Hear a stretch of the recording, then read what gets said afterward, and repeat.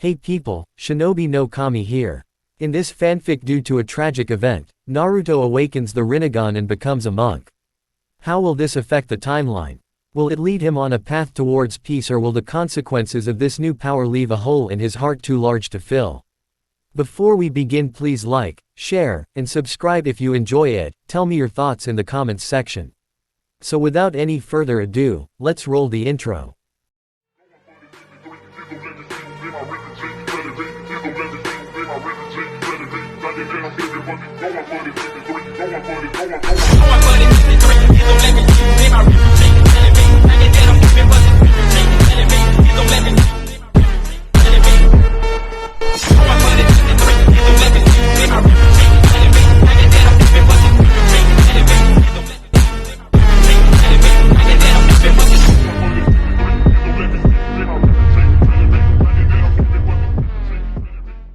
Chapter 87, Blood Part 1.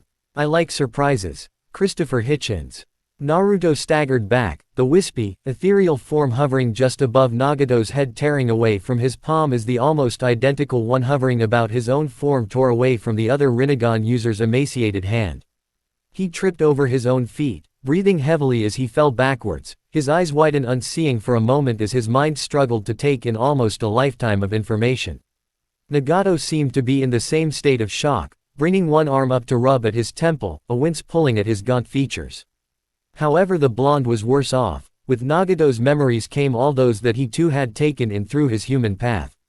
The only reason the blonde didn't lose his mind from all the information was due to Nagato rarely taking more information than he needed to from his victims, having refined his use of the human path to only take what he required information-wise. For a moment the two were silent, coping and mulling over what they had witnessed. Slowly though, Rinnegan eyes met Rinnegan eyes and a tense pressure fell over the strange papery tree Nagato had been using to hide. Naruto blinked as he remembered Konan had built it for him. No, for Nagato. He quickly shook his head to try and regain his senses, doing his best to partition the information to protect his identity. How? Nagato's voice was a little more ragged than before, his previously calm composure giving way to a mildly confused and frustrated expression on his sunken face. Our lives, they are so similar, there are so many parallels yet. Naruto slowly got to his feet, his body feeling strange as his mind rationalized away decades of not being able to use his legs and the dull throb of the chakra receivers implanted into his back. Yet, we took such different paths. Nagato looked up from where he had been vacantly staring into the ground, his eyes twisted into visages of confusion. Why? Why did you choose to ignore it? The hate, the loathing of the people around you, their ignorance was slowly stripping away at you. It seemed Nagato had none of the issues integrating the memories that Naruto had. It must have been from experience. However, Naruto just sighed at the question, rubbing at the phantom pain in his back. I'm not sure what to tell you, to be honest. Back then I was naive, I could only latch on to the small ray of light I had with the Ichirakus. You were the same with your parents. If Nagato noticed the small slip, he didn't say anything, instead frowning intensely as if searching through Naruto's memories again, looking for what exactly it was that had made them so different. You have experienced it, pain, real pain. You have lost the people you care about over and over. You have the same power as me. Greater even. Nagato had seen Naruto's whole life. He was under no illusion the kind of suppressed power Naruto had brimming under the surface, just waiting for that slip in emotion, that crack in his mental fortitude to come pouring out. It was literally only Naruto's denial to use power he didn't believe belonged to him that had stopped him from crushing Nagato's puppets into dust. Is that what separates us, the fact you are a Jinchuriki? Naruto sighed again as he walked forward, making Nagato involuntarily flinch even though he should have known better. I can't say, I am who I am because of Kurama, but only in the same way that everyone who I have known has shaped the way I see things, the way I understand things. Even you have shown me this, standing against me with so similar a goal and yet so different a method. However, a scowl briefly crossed over Naruto's face as his hand tightened into a fist. Yahiko's dream was so pure. Nagato looked up, surprise widening his eyes at the sudden statement. And I can see how it was twisted into this abomination of the Akatsuki, but that doesn't mean it was wrong. An image of the masked man who Naruto now knew claimed to be Madara Uchiha flitted across both of their minds. What would you do? Naruto blinked, the question catching him off guard. He already knew what the red-haired man was asking without needing him to elaborate. Peace, true peace. To be honest, it was never something that had really crossed the young monk's mind, at least outside of the most idealistic dreams. Far from popular belief, monks did not strive to bring peace between all men. Many only sought their own enlightenment, to escape the cycle of samsara forever. It was actually ironically selfish of them. Even Naruto had never put much thought to it. Understanding of chakra and protecting that which was precious to him, they were his goals. The closest he had ever come to such an idea was wanting to make sure the Biju were safe, to end their own hatred. I don't know. Nagato just nodded slowly, the smallest of sighs escaping his pale lips. It was an unfair question to put someone on the spot with, and really, he had already known what Naruto would say, having gained a good understanding of the young monk from his memories and the emotion they conveyed. But, the redhead looked up in surprise to see Naruto looking right at him, thoughtful and determined. I can't accept your way. Understanding pain may be the fastest way to broker peace, but to force it upon humanity would be a hollow victory. Peace is important, it gives us all something to strive towards and hope for. But without the freedom to pave that future for ourselves, it becomes worse than worthless. There was silence for only a moment before Nagato gave a short, dry chuckle that seemed to reverberate around the hollow, paper tree. Perspective is such a strange thing, isn't it? Naruto couldn't help the small smile that graced his own features. How strange that he was able to smile with the man that only minutes ago had been trying to kill him. I had a sensei once. Naruto nodded. He remembered Jiraiya from the memories, and it was his dream to see a world filled with understanding between all men. I imagine he would be so ashamed to see what I have turned that dream into. Naruto frowned at that, trying to compare his admittedly limited interaction with the Toad Sage to the plethora of memories, spanning over years, that Nagato had. Maybe, but at the same time he would try to understand. To be honest, Naruto was surprised at the side of Jiraiya he had seen through that flurry of memories. He was almost fatherly. Nagato looked up, searching Naruto's face for a moment as if for some assurance before tiredly nodding. Where does that leave us then, the two legacies of the sage, standing on opposing sides? Naruto's frown only deepened as he traced a small circle in the dusty floor with his foot. We don't have to be, to give up on peace now, because a defeat would be like stepping on those dreams you inherited from Jiraiya. You are the leader of a Megakure, surely there is at least something you can do with that position alone. Nagato's face grew grim as the two stared at one another, Naruto's words still hanging in their air. I ruled, because they believed I was a god, able to defeat Hanzo, one of the strongest shinobi of the age, and easily bend the country to my aims. I am no real leader, even the day-to-day running of the village and the country as a whole I left to Konan. At that Nagato's eyes seemed to widen, suddenly looking across at Naruto questioningly, to which the blonde simply nodded. It's okay, I was thinking about it myself. Nagato nodded his thanks and slowly pulled his other hand free of its strange rubbery binding. Tired, the two began to slowly go through hand seals before slapping the surfaces in front of them and watching as identical sealing matrices spread from that point of contact. Kuchios. In twin plumes of smoke, the inside of the hollow tree suddenly became more crowded. Next to Naruto, Fu appeared, making the blonde instantly worry as he looked over the girl's battered and rather burnt body. Her own natural, or at least given, healing factor was already compensating, but her unconscious features were screwed up in an expression of discomfort. It eased Naruto's heart a little to see that ebb away into a more serene, calmer expression as he waved a green glowing hand over the wounds, doing what he could given the circumstances and his own exhaustion. We are lucky, aren't we? The young monk looked up to see Nagato staring down at Konan's equally battered and defeated form, the two women obviously battling each other to a standstill. The desiccated man had a strange, half-smile pulling at his features as he watched the blue-haired woman's chest rise and fall steadily, a stony, expressionless look on her face even in unconsciousness. Her Akatsuki robe had been completely burnt off, leaving her in just the long, slightly tattered purple top that split off on either side off her stomach and left the sides of her chest quite exposed. I remind myself of that every day. Naruto smiled lightly, brushing a hand through the now peacefully sleeping girl's hair. He wouldn't wake her just yet. Nagato seemed to sense his sentiment, looking up from the still brunette and across at the young man he had only recently been fighting with all his strength. It feels unfair of me to ask something of you, considering what I had tried to do, but would you help me with something, Uzumaki-san? The blonde just nodded slowly, a little confused as to what the request would be.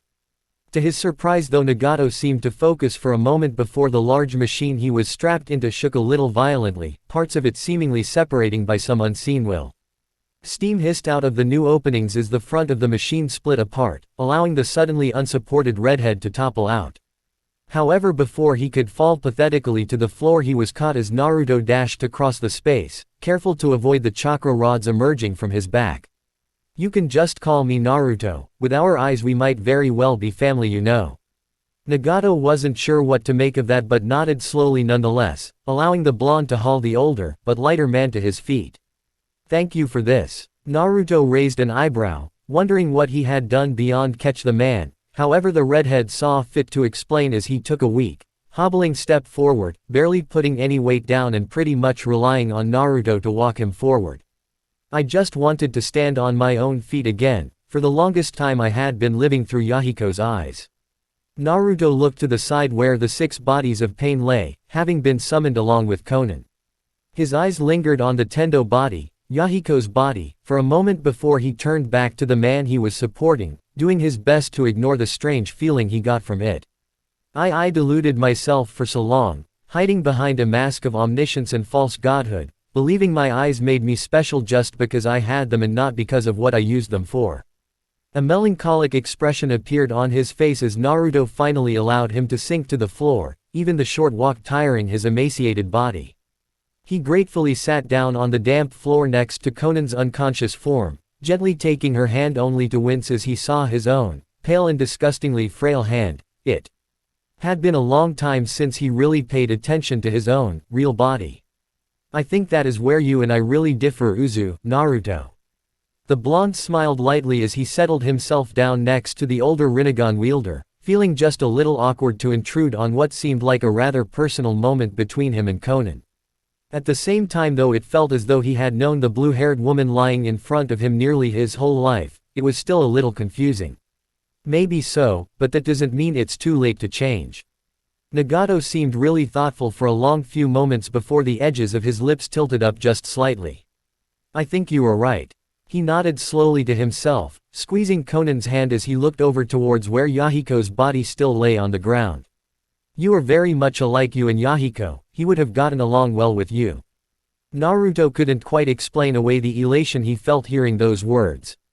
Experiencing Nagato's life, the admiration and respect he held towards Yahiko included, seemed to skew his perceptions of the man he had never actually known, and it felt weirdly good to be compared to him. With a start, Naruto realized that Nagato must have been striving towards that, to honor Yahiko's wishes and live up to the man's legacy. What will you do now?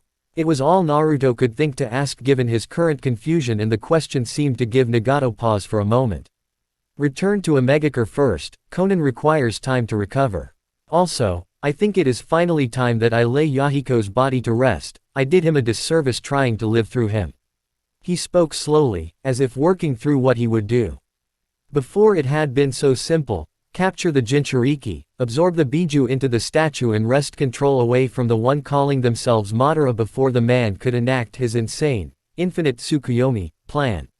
However, a small smirk played at his lips. Given the information he knew now, the plan would have never worked anyway. And you, Naruto, what will you do now? At that the blonde paused, blinking a few times as his brow furrowed.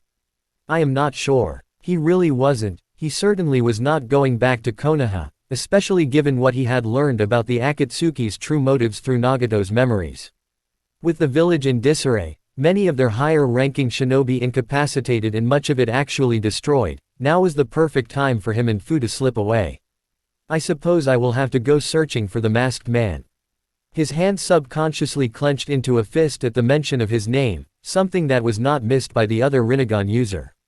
I should warn you, if what he says is true and he really is Madara Uchiha, he is a force to be reckoned with. Even if he is not, he is an Uchiha and therefore dangerous. They too are descendants of the sage after all. Whoever he is, that Sharingan is powerful, especially considering he was able to pull the Kyuubi, Kurama, under his sway.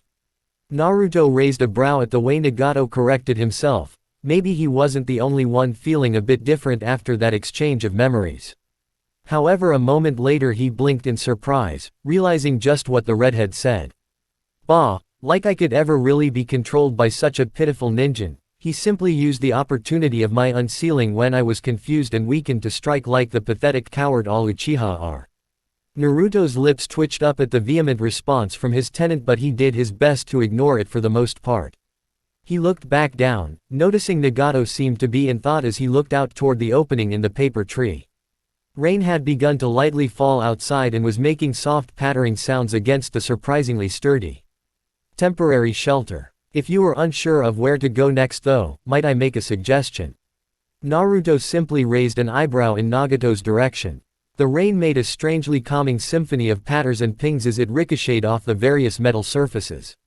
It slid in rivulets or small streams down the sides of the buildings and gave everything an ethereal shine before being collected into the various pipes and gutters that carried away hundreds of liters of water from the village proper.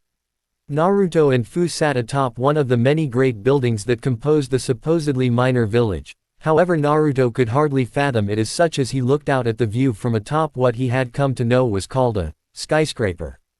The name was apt as the strange but intricate metal buildings reached higher into the sky than any other man-made construction Naruto had seen before. It had taken a surprisingly short time for them to leave High no Kuni and travel west towards Omegakure, Naruto having taken Nagato up on his offer to give them shelter while they planned their next move. Fu and Konan had woken up some time before they arrived, and despite initial confusions and immediate hostilities, the two Rinnegan wielders were able to talk down their respective partners. Even now, with the girl sitting next to him and their legs dangling over what many would consider an intimidating drop to the streets below, he could see her taking small glances at him. I still don't quite understand what happened. That man, Nagato, he is no longer our enemy. Naruto smirked, having expected the questioning sooner or later, especially after they had been given leave to enter the village by Nagato. The man needed time to recover, and it had made the perfect opportunity for Naruto and Fu to explore the new place. Naruto had suggested removing the chakra receivers if he really wished to lay Yahiko to rest and stop living through his paths. The desiccated redhead was certainly surprised when Naruto had told him that his legs were not unsalvageable. There was little damage after all besides the obvious muscle atrophy, third-degree burns and slight nerve damage. The only reason why he hadn't healed was due to the constant depletion of his chakra due to the chakra rods. It caused his body to naturally divert chakra to the most essential areas, leaving his arms and legs to waste away. Nagato had only worsened this by relying on that machine, although it was probably more to make up for the mobility lost when he had the receivers implanted in the first place. However, the man was resting now. The surgery was hardly without complications, what with many of the rods scraping by more than a few of his vital organs and arteries and requiring delicate removal. No, Nagato is no longer our enemy. In fact, we might actually be friends now.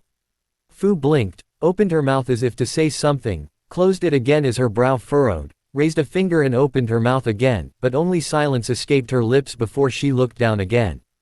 Just what happened? Naruto smiled heartily, taking Fu's raised hand and holding it firmly in his own, instantly making the girl seem more relaxed as some of his warmth spread to her through the contact.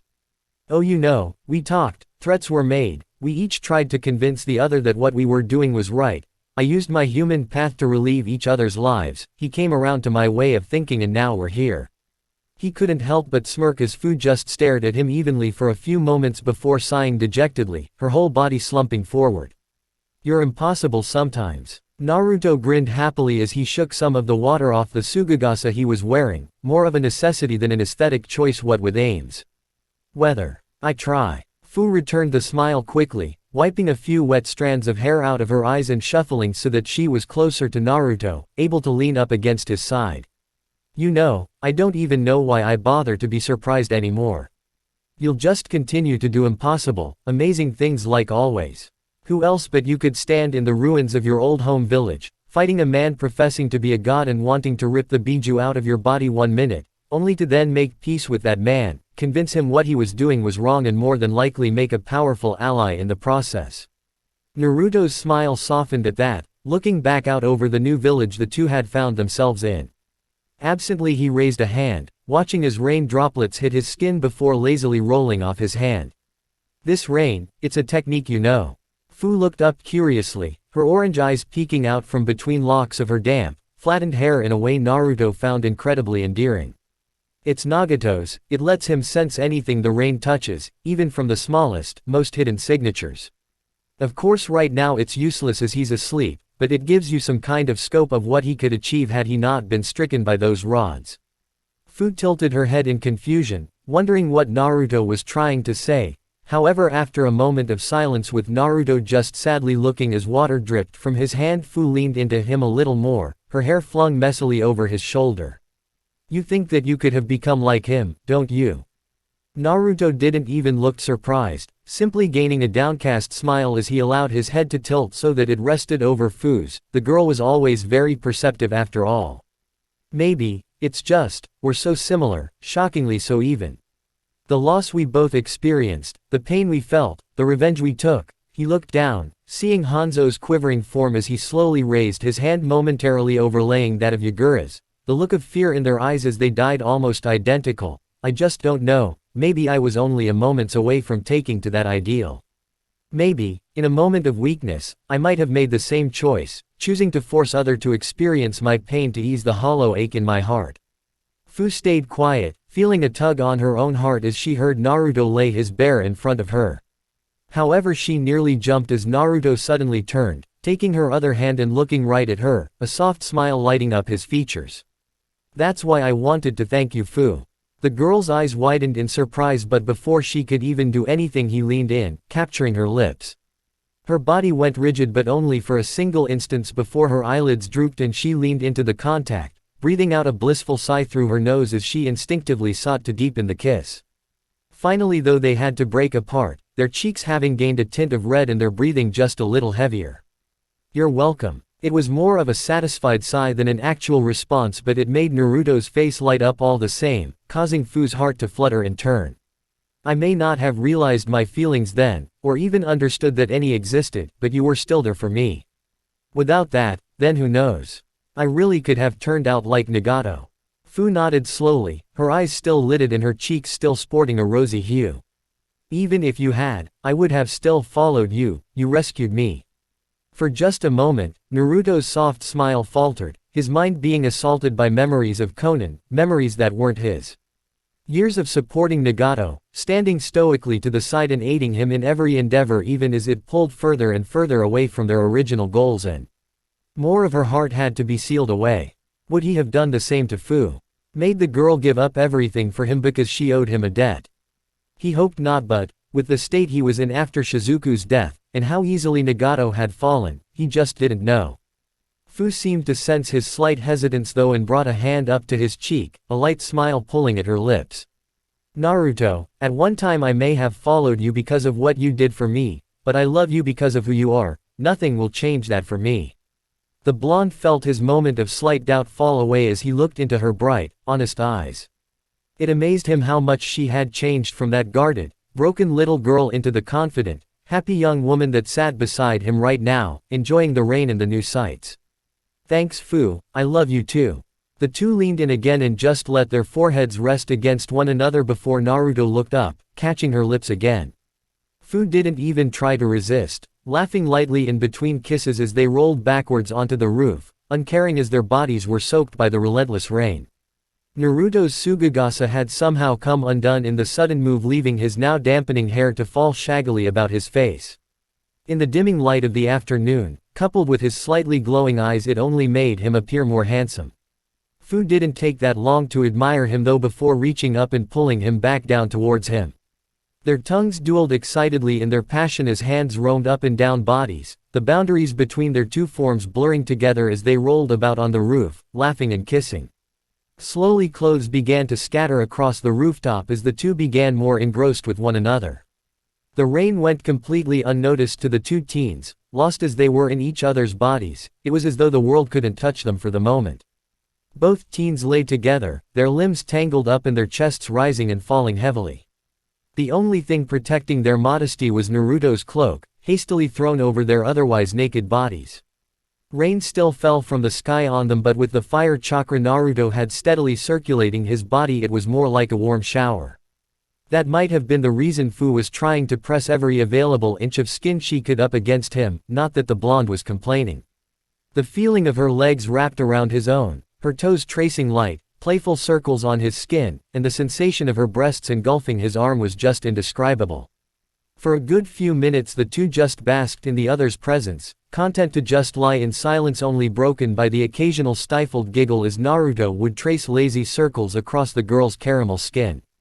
However, his nose twitched lightly as the rain finally began to die off, the clouds parting to reveal blue skies above them. He sighed happily, gently moving Fu off of him despite her rather cute moans of displeasure. Languidly he pulled on his light, airy pants, stretching out his arms as he simultaneously stretched out his senses through the air. Nagato's chakra in the rain around them had made it difficult to sense more than a few hundred feet in any direction, but now that it had stopped. Conan. Naruto's eyes shot open wide in surprise as he nearly dropped the haori he had been about to put on, his gaze snapping over to the massive inland lake that Amegakure bordered. He could feel the woman's chakra signature growing dangerously weak, and with only a moment to grab his things he sped off as fast as he could in that direction, leaving a mildly confused Fu behind. He paid the girl no mind though as he practically bounced between buildings, unconsciously propelling himself faster with bursts of gravity from his feet that launched him between the high-rise buildings like a blonde bullet.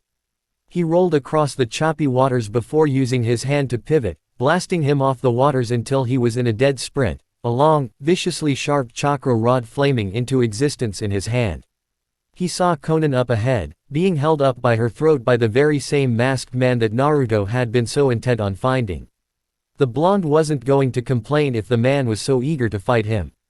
That orange mask was cracked now and he was missing an arm, but he still had the strength to choke the life out of Conan, and Naruto strengthened the chakra flow to his legs, going as fast as he was able. With a grunt of exertion the blonde threw the rod like a spear, throwing it so hard and fast that small streams of visible air bled from its tip. It phased right through the man's body harmlessly as he activated his irritating ability, but it served its purpose. Conan fell onto the water, her body slipping right through the man's now intangible hand and causing the man to look around as his body phased through 3 more chakra rods thrown his way. "Ah, Naruto, I had wondered if you would come to interfere." In the broken portion of the mask Naruto saw the man's gleaming red Sharingan narrow slightly as he smiled. "No matter, I have what I was after." With that his body swirled as if swallowed by some invisible vortex before disappearing entirely. Naruto only stared at the spot he had occupied for a few more moments before rushing across to Conan. She had sustained heavy injuries, including the partially crushed throat and the rather vicious and jagged hole through her stomach. Please, leave me, I am just a flower, go, Nagato, help." Naruto bit his lip in indecision, knowing that Nagato was defenseless right now but not wanting to leave Conan to die when he knew he could save her life. "It's all right, I'll help her." He blinked as Fu suddenly crouched down next to him, an analytical eye roaming Conan's wounds. Naruto smiled thankfully as the girl went to work with a glowing green palm before turning to dash off back towards Amegakure. The man calling himself Madara smirked victoriously as he held up the single Rinnegan eye he had carefully grasped between his fingers, holding it up to the light as if it were some fine work of art to be admired. He turned as Naruto dashed into the room, giving a cocky smirk that was only seen through the slight crinkling around his exposed eye as he dropped the eye to join its twin in a jar of viscous green liquid. Nagato lay on the bed next to him, eyes bleeding but still unconscious from the surgery to remove the chakra rods. "You know, you had me almost worried, Naruto." The man absently sealed the jar before allowing it to swirl away in a vortex of twisted air as Naruto could only watch. "I was certain that Nagato would have at least exhausted you enough that I could swoop in and pick up the pieces. At the very least he would be dead and I would be able to quite simply take these eyes of mine.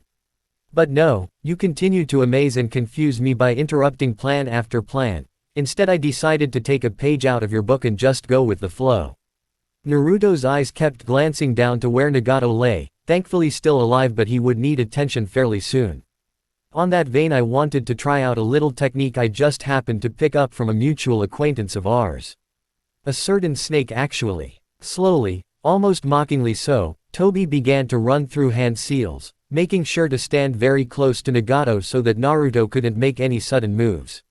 "He wasn't exactly forthcoming with the information, but I've been told I'm fairly persuasive when I want to be." The smirk under his mask took on a distinctly cruel edge as the man finished the last seal, making Naruto's eyes widen in horror at what he was seeing. Oh good, you recognize it, that should make things more interesting then. I was going to consider this a trial run, but who knows, it could show real promise. Naruto just stared with wide eyes as next to the Akatsuki cloaked man rose a single gray coffin. Kuchiyos, Edo Tensai. Chapter 88, Blood Part 2. An eye for an eye only makes the whole world blind, Mahatma Gandhi. The coffin's lid fell to the ground with a dull, resounding thud that seemed deafening in the new silence the technique had caused. It was broken though as the masked man smirked, stepping back from the now open coffin as the blonde monk stared into its darkened interior, frozen with shock. His body slowly started to swirl away to the sound of displaced air, but he couldn't help the chuckle that escaped his throat as he sent a final stabbing remark at his enemy. I'll leave it to you then, Naruto, have fun with your new playmate. Try not to die, it would be very inconveniencing for me.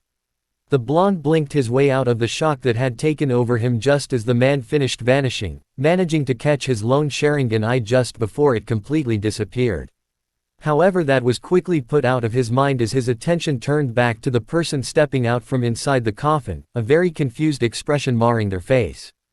Kurabi. Naruto took an involuntary step back as the large Kumogakure shinobi stumbled out of the slate-gray box, seemingly having to get used to moving again. That's impossible, you can't be dead. He took another step back, his muscles seizing up as he desperately tried to deny what he was seeing. It just wasn't possible. Kurabi was strong, very strong, he couldn't have been taken down. However, deep down the monk knew he was just making excuses. It was the guilt at seeing his fellow Jinchuriki standing before him, now nothing more than a controlled puppet, all because he had constantly delayed going to find him. Yo, what's going on, Mr. 9? Kurabi stumbled a bit on unsure legs, a hand going to his temple as a wince marred his usually carefree face. Aw man, I ain't feeling all that fine. He righted himself, shaking his head as he adjusted to the strange feeling of, well, being alive again. Kurabi, the word stuck in Naruto's throat as his mouth worked uselessly, unable to say anything as his eyes widened and his hands clenched and unclenched. The much larger man just looked across at the monk, staring around at his surroundings with concealed confusion before looking down at his own body, following the few cracks that ran across his skin and clothing like he was some ancient statue that had been brought to life. Oh man, this is some pretty strange shit, ain't no getting used to something like it, ya fool. Despite the shades covering his eyes, the surprise on the man's face was evident, even more so when he suddenly pulled out the multitude of swords strapped across his back, throwing them up in the air as if he was discarding them. Whoa, what's going on for real? It's like my body's on the go but I ain't behind the wheel. Naruto had managed to stop himself for the moment, watching in shocked fascination as one by one Kurabi began catching the number of swords, 7 in total, all across strange places in his body, although oddly enough he didn't use his hands. It's the Edo Tensai, you aren't in control. Kurabi's brow just furrowed as Naruto's oddly subdued voice floated across the room as the teen slowly settled back into an unfamiliar stance to the Hachibi Jinchuriki. His shaggy blonde hair had fallen across his eyes to shadow them, preventing Kurabi from seeing the few tears that had begun to accumulate before being quickly blinked back. I'm so sorry. Gently he placed his shakuju to one side, standing it up even though it had nothing to lean against. What do you? Suddenly and without warning Kurabi launched forward, his body moving with a will entirely against his own as his limbs and blades became indistinguishable in the whirling, hectic style of his kenjutsu. Even Naruto had to widen his eyes as he struggled to keep up with the unpredictable and chaotic movements, having to dodge rather than block in most cases as he noticed the thin blue aura around each blade. He wasn't really willing to test just how durable his Asura path could be against lightning-enhanced edges wielded by a lightning release master. Yo Mr. 9, these movements ain't mine ya fool. Naruto simply maintained his grim demeanor as he continued to keep the deadly humming blades just out of reach, maneuvering the spinning and bouncing Kumo Nin further and further away from Nagato's still unconscious form so that the man wasn't at immediate risk from being caught in the crossfire. However, after a moment B's eyes widened in sudden realization as a familiar feeling overcame him. Watch out Naruto, I got more limbs than this ya know.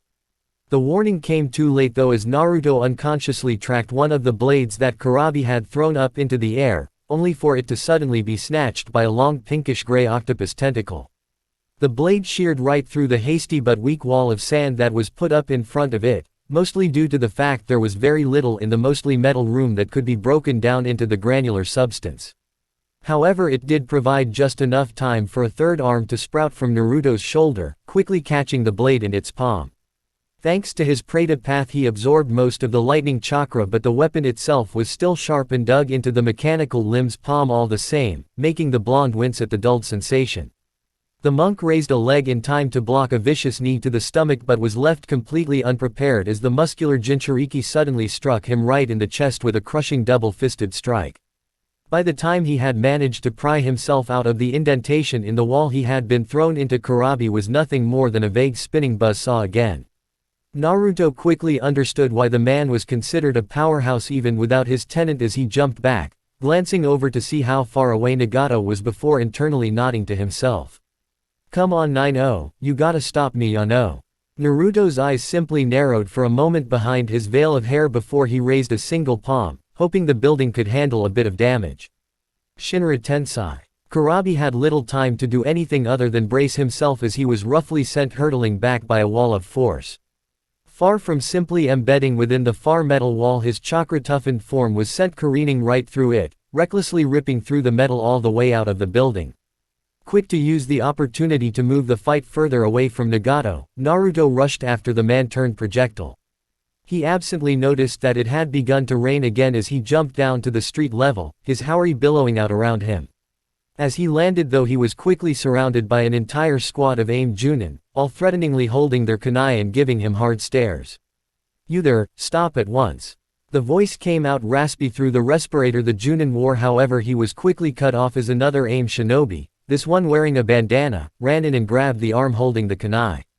"Stop it, you idiot, this is the monk Tenshi-sama herself told us. Would be staying here, under the direct protection of Pain-sama." Almost at once the attitude of the shinobi changed as if a switch had been flicked, immediately lowering their weapons and bowing towards him. "I apologize, Monk-sama, I did not know." Naruto's mouth just twitched as he took a step back, very much unused to treatment of this kind.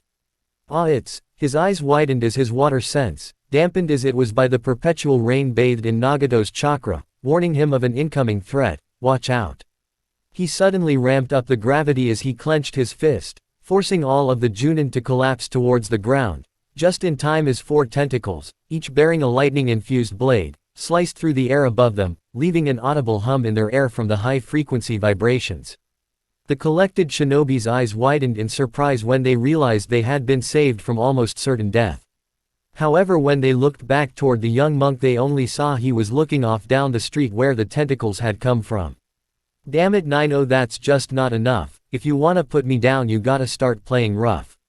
The Kumo Nin's voice was a little muffled by the sword held between his teeth, and white, papery wisps were floating towards B's body, patching up vicious gashes across his arms and back that had been caused by the red metal on his way out from the building. Naruto scowled as he unclenched his hand, allowing the gravity around him to return to normal, tolerable levels. "It might help if you didn't look like you were enjoying this so much." Despite the situation, Kurabi grinned a little bit as the tentacles retracted back into his form as if they had never been there at all. "I may be dead and all that, but I've never been one to lay down flat. This has been a long time coming 9-0, so I hope your skills are ready to show, ya fool." Naruto growled lowly in the back of his throat. He really didn't have time for B's antics. It was like the man didn't understand the severity of the situation. "Don't worry, Monk-san, we'll take care of him, for Pain-sama." The blonde's eyes widened when the Junin around him suddenly rushed forward at impressive speeds, many of them moving to flank the Kumo shinobi.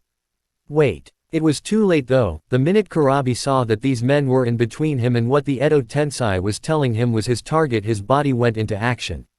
His limbs became nothing more than a buzzing blur of motion, slicing through flesh and kunai alike and blowing past any feeble attempts to defend against him.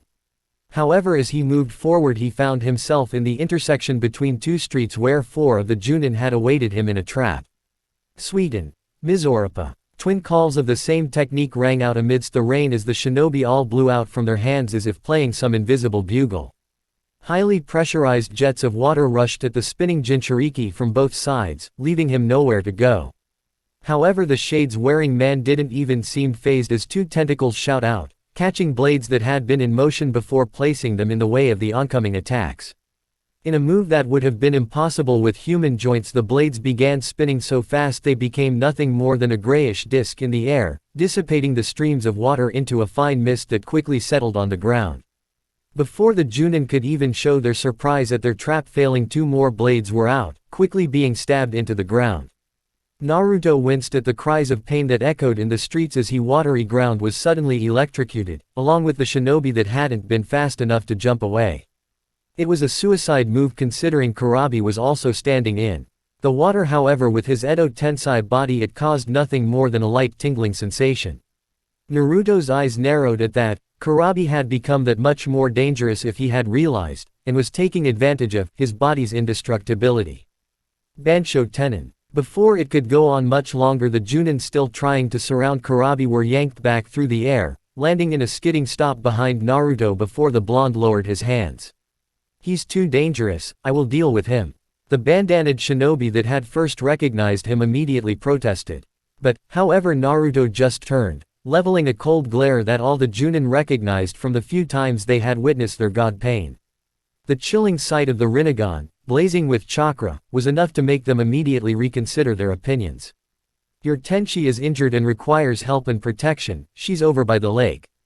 If they weren't convinced before, they were now. Despite skepticism that their Tenchi-sama was actually hurt, they immediately rushed off to assist, leaving Naruto alone, facing down the resurrected Kumo shinobi. "Man 9-0, that was real cold. Is this what happened when you got old, fool ya fool?" Naruto didn't deign to answer the dark-skinned man, preferring to end this quickly before more people could get involved and potentially get hurt. Edo Tensei were lethal to those unprepared for them, especially one of Kurabi's caliber. However, Naruto was prepared and knew how to beat them, he just had to get close enough. That was easier said than done though, as an unsettling feeling washed over the area. A crisp, acrid cloak of burning orange chakra began to slowly cover the Hachibi Jinchuriki's form. "Sorry Naruto, the one pulling the strings is cranking it up a notch. At least now I got something for you to watch, we." One by one, as Naruto's eyes widened further and further, tails sprung from the cloak, none of them causing it to lose its defined edge like when Fu had raised her own number. When the blonde had seen the Jinchuriki use the partial transformation in the form of the octopi tentacles, he had thought it was some remnant ability like with Gaara's sand. However, if he was actually using the Biju Shroud, that meant, "Kurabi, is the Hachibi still sealed inside of you?" The older Jinchuriki grinned as he slowly began to sheath his blades, using the action to trick the Edo Tensei's control over him for the moment. "Ha, you should know that a little something like dying ain't gonna go prying, a killer combo like me and old Yuki, ya fool." With that, he rushed forward, the advanced speed offered by the chakra cloak making him appear like a vague orange blur. His footsteps caused little craters in the ground as he thundered down the street. "Sumi Bunshin." The man brought a hand to his mouth before spewing out long streams of a viscous black liquid that immediately congealed on the ground and grew into perfect, if not slightly darker, replicas of him. However, before they could get any closer, an equal number of Naruto clones shimmered into existence, dropping their invisibility as they jumped in the way of the ink clones. Katsu. Before Kurabi could even blink at the new turn of events, the copies of the blonde violently exploded, turning the other Jinchuriki's clones into nothing more than black sludge on the ground. However, after a moment, the Biju-cloaked shinobi just grinned, once again bringing his hand up to his mouth. "I almost forgot you could make clones too. That's my little snafu, but if I remember right and there ain't no tricks, you can only make 5 or 6, we." This time when the man spewed out the ink clones, there were not just a few, but over 30 of them, all of them rushing towards the now lone blonde like some kind of mob. When the blonde raised his hands up into a familiar cross-hand seal, the clones all scattered and only 6 were intercepted. 15 more were caught and crushed by a combination of Naruto's sand and chains. However, a few managed to get close enough to begin causing the monk serious worry. While Naruto was fast, and even he would admit that a trained shinobi of Kurabi's ability was just faster, it was partially why he was so reliant on Sage Mode when facing against Akatsuki members, to make up for the difference in speed that his less trained body was capable of. So even with chains randomly bursting out of his body and a chakra rod in hand to stave off their lightning-enhanced blades, Naruto still managed to find himself pinned for just a moment when one of the clones got his arm in a lock. He immediately began absorbing the chakra that the clone was held together by, but it was just a little too late. Rariato. When he looked up, Kurabi was rushing towards him much faster than before. Not only that, but his chakra cloak had thickened, entering the second stage as his body was encompassed by an almost second skin of blood-like energy, making the shinobi appear more bestial. What looked to be the skull of an ox wrapped around his arm, held upright perfectly level with Naruto's neck. It was so fast Naruto didn't even have time to blast them all back.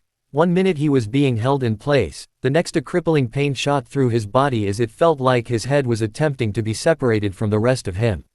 At the same time though, his body, feeling the immense damage, began instinctively drawing on the massive source of chakra available to it, namely, Kurabi.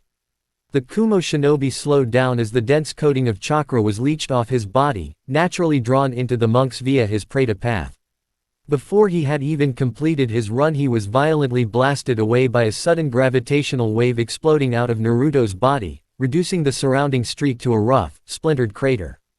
The blonde knelt there for a moment, holding his neck with wide eyes but feeling none of the pain he should have. "Aw man, I was sure that would work. Now that it didn't, I feel like some kinda jerk."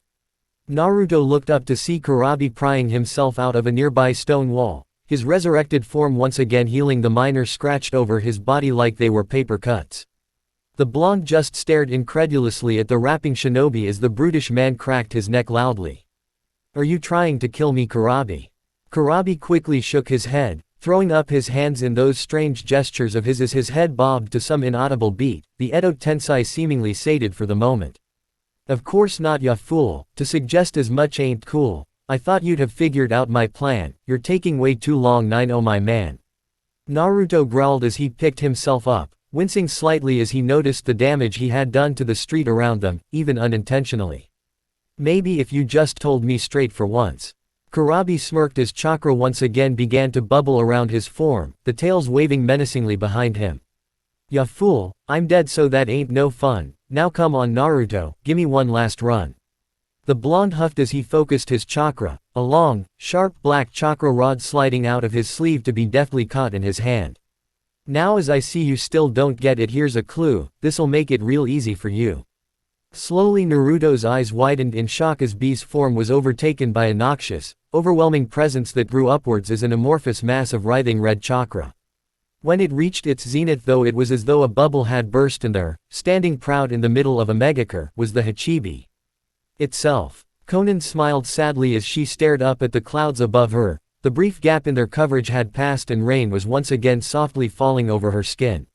She didn't mind though, for the longest time this rain had been a reminder of Nagato's protection over their home, and before that it had invoked deep memories of the times when it was just the three of them along with Jiraiya-sensei. The pain from the wounds had long since ebbed away as the young girl who accompanied the man who swayed Nagato's heart away from his self-destructive path worked her over with that pleasant green light. "You really care deeply for Naruto-san, don't you?" The soft green light around the caramel-skinned girl's hands flickered for a moment as she blinked in surprise before resetting her features into a stoic mask Konan knew all too well. Despite her silence, Konan's soft smile grew a little, glancing absently to see that the shinobi that had come to guard them a few minutes ago were standing just out of earshot. "I could see it in the way you looked at him and in the way you reacted to his presence." Fu finally pulled her hands away, the glow of healing chakra dying away for the moment. "Why talk about this now?" Konan chuckled softly, feeling too weak from blood loss and general exhaustion to do much else. "I don't know myself, but I know I owe your Naruto-san a great deal for how he returned the Nagato I knew and remembered back to me." Fu hesitated a moment before returning to work on Konan's wounds, a faint hint of pink just touching her cheeks. "If you really love him, then remind him of that every day." A slightly wistful expression unfolded on the paper user's normally emotionless features. "You have no idea of how long it can last, when they might be torn away from you." It was small, almost unnoticeable, but Konan managed to glimpse the slight nod Fu gave. It seemed mostly to herself more than to Konan though. All the same, the blue-haired woman smiled softly as she lay back on the thin beach. However, she was startled when the surrounding buildings seemed to tremble slightly as an almighty roar shook Megakure. With wide eyes she witnessed the might of a Biju unleash itself upon the small hidden village, making her wonder just what the man calling himself Madara had done. Nagato awoke with a start, the oppressive feeling of the Hachibi's chakra jolting him out of his induced sleep. However, when he opened his eyes only to see nothing but darkness, he panicked, falling off his bed in the process. A rough but silent gasp of pain escaped his mouth as agonizing fire shot up and down his back, the feeling of warm liquid that was spreading slowly across his back telling him he had likely reopened a wound from the surgery. He lay there a momnet, his breath coming out in shallow gasps as he tried to figure out what was going on. He couldn't see, and when he brought his hands up to his face he realized his eyes were gone. At the same time, he hadn't impaled himself when he fell on his back, so the surgery was a success. For a brief moment he worried that Naruto had possibly betrayed him, ripping his eyes out and running away. However, when he calmed himself for a moment and felt for that familiar sensation in the back of his mind that let him know everything that was going on beneath his reign, he felt the blonde's signature clearly, facing off against whatever was causing that horrendous feeling that flooded the small village. So there he was, without his eyes, trapped in a frail, weakened body with wasted legs and almost useless arms. He willed his arms to transform into something that would at least allow him to sit up, but nothing happened.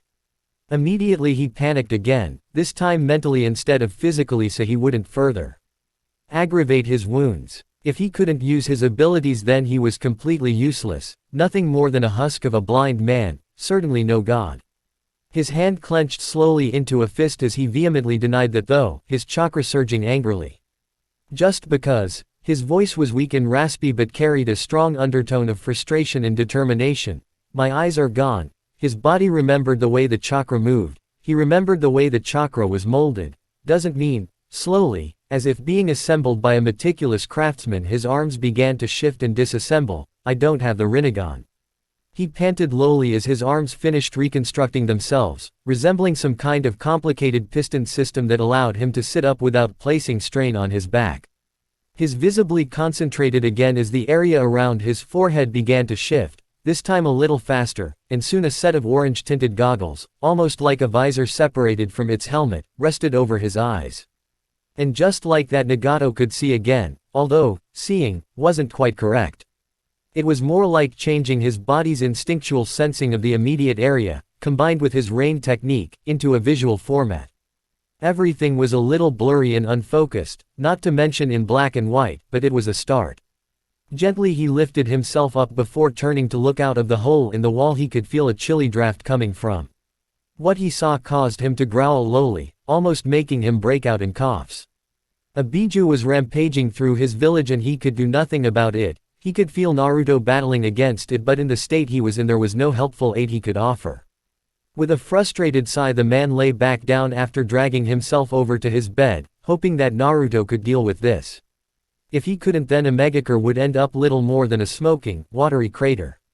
Naruto stared up at the towering form of the Hachibi as the octopus stared back down at him, its teeth bared.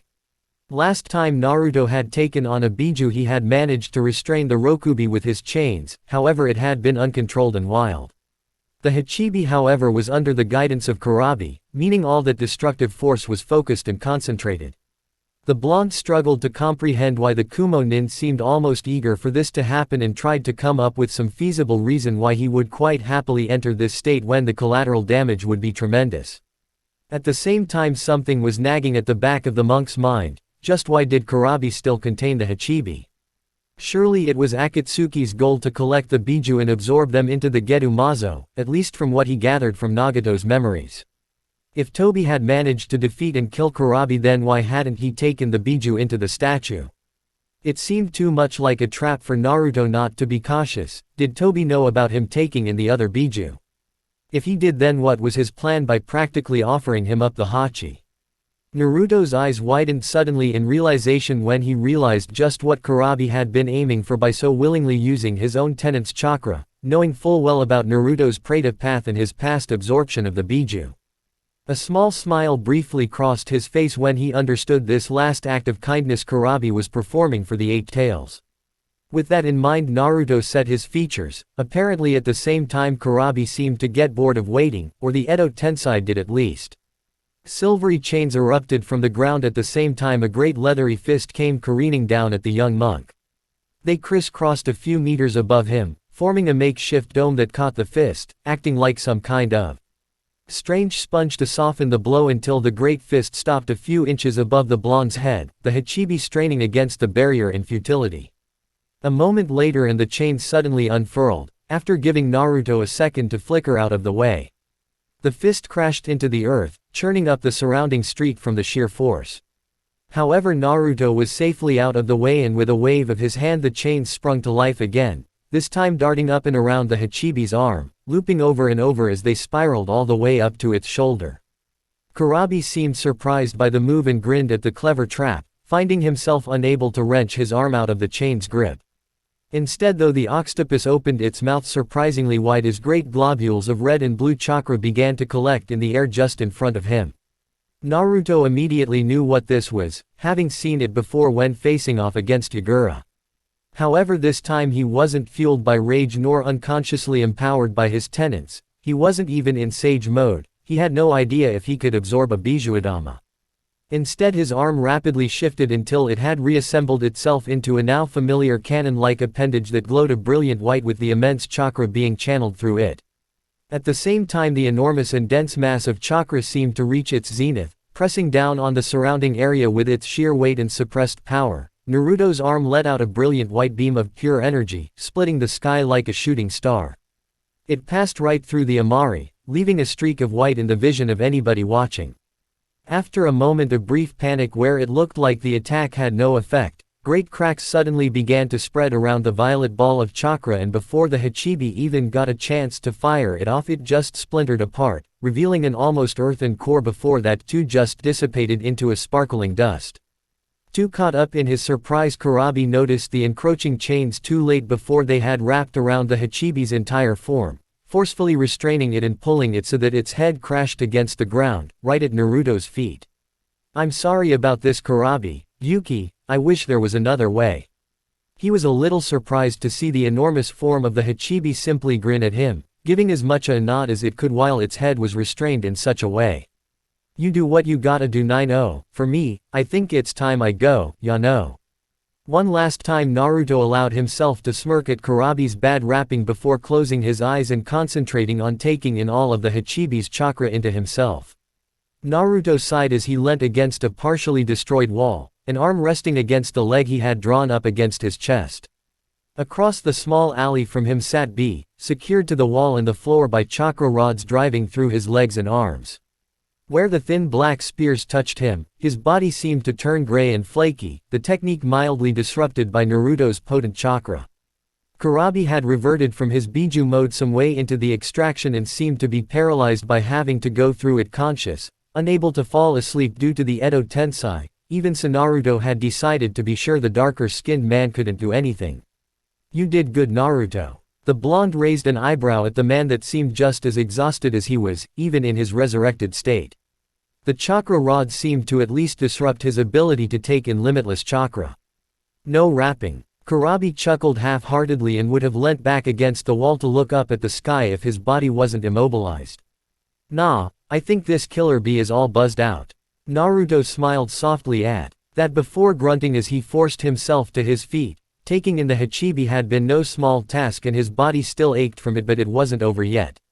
"I'm going to release you now. I'm pretty sure I can do this without taking your memories if that's what you want."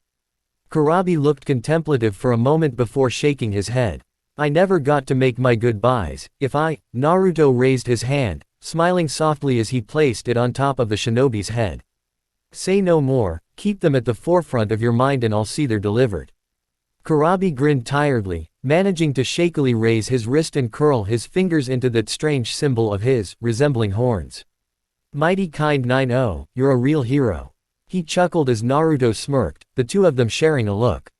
"I guess I had one left, good luck, Naruto." The blonde nodded once before concentrating, remembering how Nagato had done this with such precision before pulling quickly, drawing out Kurabi's soul with a sharp ripping noise. He watched it float up into the sky for a moment before looking down at the husk that had been his body. Gray dust and wispy flakes fell away from his large frame, revealing pale flesh and glassy yellow eyes underneath.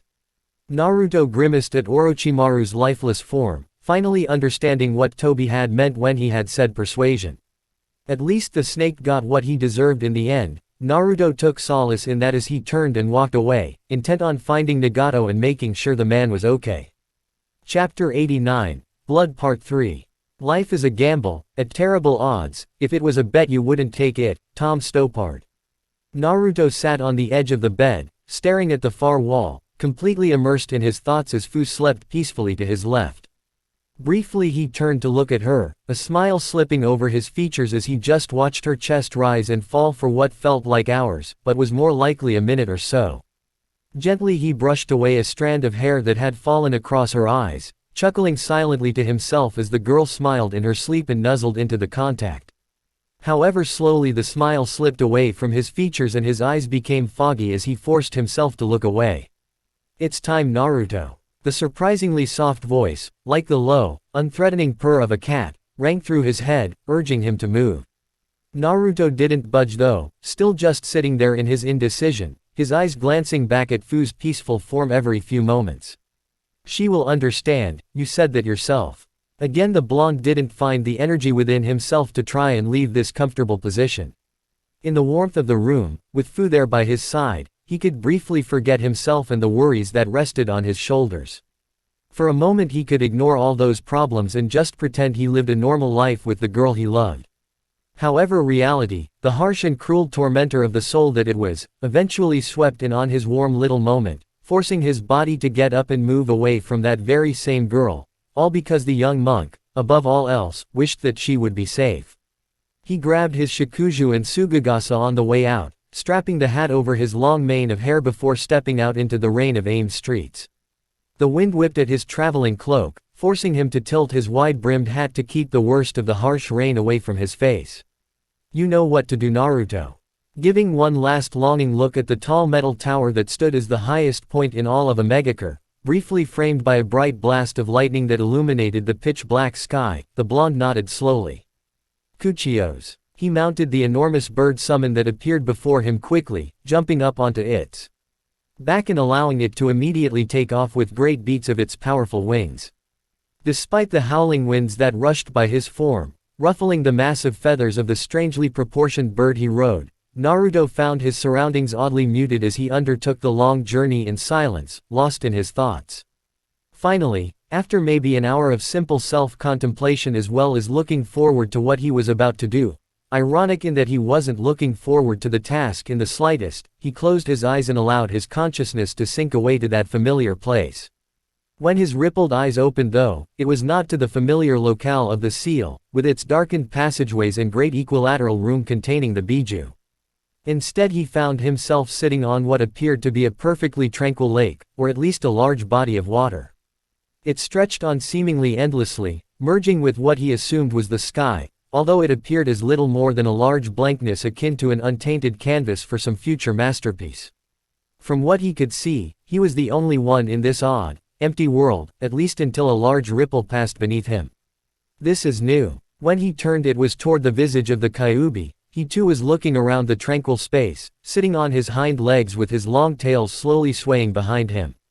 Each movement of the long furry appendages sent surprisingly small ripples through the waters, quickly dying out so as not to disturb its almost mirror-like stillness. "Where are we?" The fox grunted as it lay down, seemingly having discovered everything it needed to about the odd space they occupied. "Your guess is as good as mine, although I imagine this is the seal's answer to mine and the other Biju's presence." When Naruto remained silent, the fox simply pointed down with one of his tails, prompting Naruto to look beneath them. He raised an eyebrow when he realized they weren't as alone as he had thought them to be, as beneath the crystal-like waters he saw the rest of the Biju. Their forms were inverted as if merely reflections of beings that weren't there. Long silvery chains wrapped around each of their necks, and with a small start Naruto realized that when he traced them back to their source, it was him. A loop of thin, tarnished gray chain, no thicker than a few strands of hair, was wrapped around his hand. He hadn't even noticed it before. After a moment's hesitation where he considered just how badly this could backfire on him, Naruto gently slipped the chain off his hand, letting it fall into the still waters without even a ripple. It dissolved instantly, as did the much larger chains binding the rest of the Biju. The blonde nearly fell backwards as the previously calm waters suddenly surged and bubbled ominously as one by one, starting with Shukaku, the rest of the Biju burst from the water, rising up until they too were sat atop its surface that had once again taken its mirror-like finish. However, they seemed far more confused than he or Kurama did, although it didn't take long for their attention to fall on him, making his quickly realize they were now in a circle around him. Well, this is an all too familiar scene. A voice Naruto didn't recognize finally spoke up after a long moment of the Biju glancing at one another, either in confusion or thinly veiled conceit. He turned, taking in the presence of the Hachibi as it, surprisingly, grinned down at him, its long octopus-esque tentacles swaying happily. Hachibi, the octopus, raised a massive meaty hand as its grinning features took on more of smirk, which seemed odd coming from what for all intents and purposes was a snout. "You can call me Gyuki, Matabi told me a lot about you, Naruto, and beheld you in high regard." For a moment Naruto saw genuine sadness flicker across the Hachibi's face, and the blonde suddenly felt uncomfortable in the knowledge that he had been the one to finally send Kurabi to the other side. "So I can consider us friends." That was enough to make the young monk pause. That was it. From his experiences with the other Biju, the Kyuubi mostly, he hadn't been sure what to expect from the second strongest of their kind. Open acceptance and even friendship were certainly not possibilities, although from the way Kurabi got along with his tenant so easily, he was hard-pressed to remember why. "Okay, thank you, Gyuki." The bull octopus simply grinned in response, offering out a large, clenched fist toward the blonde. After looking at the offered hand in confusion for a few moments, Naruto hesitantly bumped his own fist against the meaty appendage, widening the Hachibi's grin. "We'll get along just fine, Naruto. It's a pleasure to finally see you face to face." Naruto nodded slowly, the weirdness of this entire situation slowly being forgotten. Stranger things had honestly happened to him. A loud and gruff snort ruined the moment though, prompting the Hachibi to look up, a picture of disdain and irritation on his features as he glanced at the old fox. "Shame I can't say the same for you, Kurama, still an egotistical asshole bent on the idea our tails mark out our favor with father." The Kyuubi grinned viciously as his tail swayed more energetically, his red eyes cold and hard. Still a pathetic weakling slave to the whims of humans. A low growl ripped its way out of Gyuki's throat, at least until it was drowned out by a frantic and low buzz as the Nanabi suddenly placed itself between the two glaring brothers. "Damn it, I refuse to play peacemaker for you two yet again." Despite the statement though, Chome didn't move from her position, hovering between two of the most powerful entities in the world. However, its droning, buzz-like voice finally caused the two Biju to break their glaring contest, leaving an awkward silence permeating the air after the Nanabi returned to her spot in the circle. "So now what?" All eyes once again returned to the young monk stood among titans as his own gaze drifted along them all, gaining mixed reactions when his rippled eye fell on each Biju. "That would be up to you, Naruto." It was Matabi that spoke up, her soft but loud voice, like a crackling flame, breaking through the tension. "We understand what you are doing, and the necessity of your actions, and you have our support despite your reluctance to claim it." Son Goku's commanding tones filled the silence before Kurama finally took over, his booming presence feeling almost like a visible weight. "A long time ago our father assembled us in a manner similar to this. He gave us our names and told us that at some point in the future we would be brought together again. I would almost say that it is your destiny to stand where you are standing now, but..." Naruto actually widened his eyes slightly as Kurama looked down for a moment, his furry brow furrowed in hesitation, something Naruto had never seen from the stalwart, confident and arrogant fox. "But destiny rarely seems to apply to you. An orphan and an outcast, yet possessing a greater power than many on this earth could ever comprehend and lacking the malicious intent to use it how so many of your kind would." Madara's unspoken name rang in the monk's mind, bringing him back to what he was about to do. "Thank you." Once again the Kyuubi shocked him by lowering his head slightly, not by much, as if in deference, but enough to at least convey a modicum of respect. "I must say, being contained within you was far from what I had expected given your predecessors, but the experience has not been wholly unpleasant." Naruto smiled at that, hearing the message Kurama didn't say, but still conveyed with his carefully selected wording. It's been my honor to know you all, and my privilege to have your trust. My promise remains, that I will never break it, and you will all have your peace. Despite the slight derisive snort from the Kyuubi, Naruto faded away from that strange white world with a smile on his face. Many of the doubts plaguing his mind had evaporated. You sure know how to pick your containers, Kurama. The fox's eye twitched slightly at the thinly veiled barb from the Hachibi before another vicious grin tore across his features, even as the Biju began to fade from the gathering space. At least he doesn't rap. It took another 3 hours of flight at high speed before Naruto felt comfortable with the place he had picked. It was far out west, beyond even the westernmost borders of Tsuchi no Kuni where few bothered to travel anymore. Little lived out here in the harsher wastelands filled with little vegetation and fewer animals. It was perfect for Naruto though, and as his summon swooped to the ground, displacing great plumes of dust with powerful wing beats in the process, he looked up. Out here, far from everything and anything, the sky was beautifully clear. A large full moon hung overhead in the sky like some great glittering white bead, and it was framed by the thousands of pinpricks that made up the night sky. The bird summon vanished in a loud burst of smoke, ruffling Naruto's haori before the air became still again. There really was nothing here, not even a wisp of wind to indicate time was even flowing, only the faint glow of green that covered the land, almost unnoticeable to the blonde after so long of seeing it, reminded him that even in wastelands like these, nature still existed.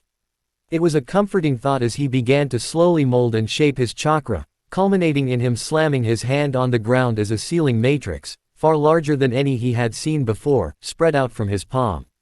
Kuchio's no Jutsu. A cloud of white smoke, larger than anything he had attempted, or even thought about summoning before, erupted in the space in front of him, taking a long time to clear away.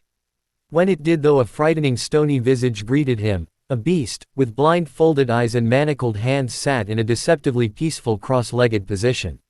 Naruto knew this was the Gedu Meizu from Nagato's memories, but the sheer unease he felt from the malicious creature's aura was hard to express in words. It was like, despite its covered eyes, it was attempting to peer into him, through his body to the chakra he contained within, its chakra if Kurama was to be believed.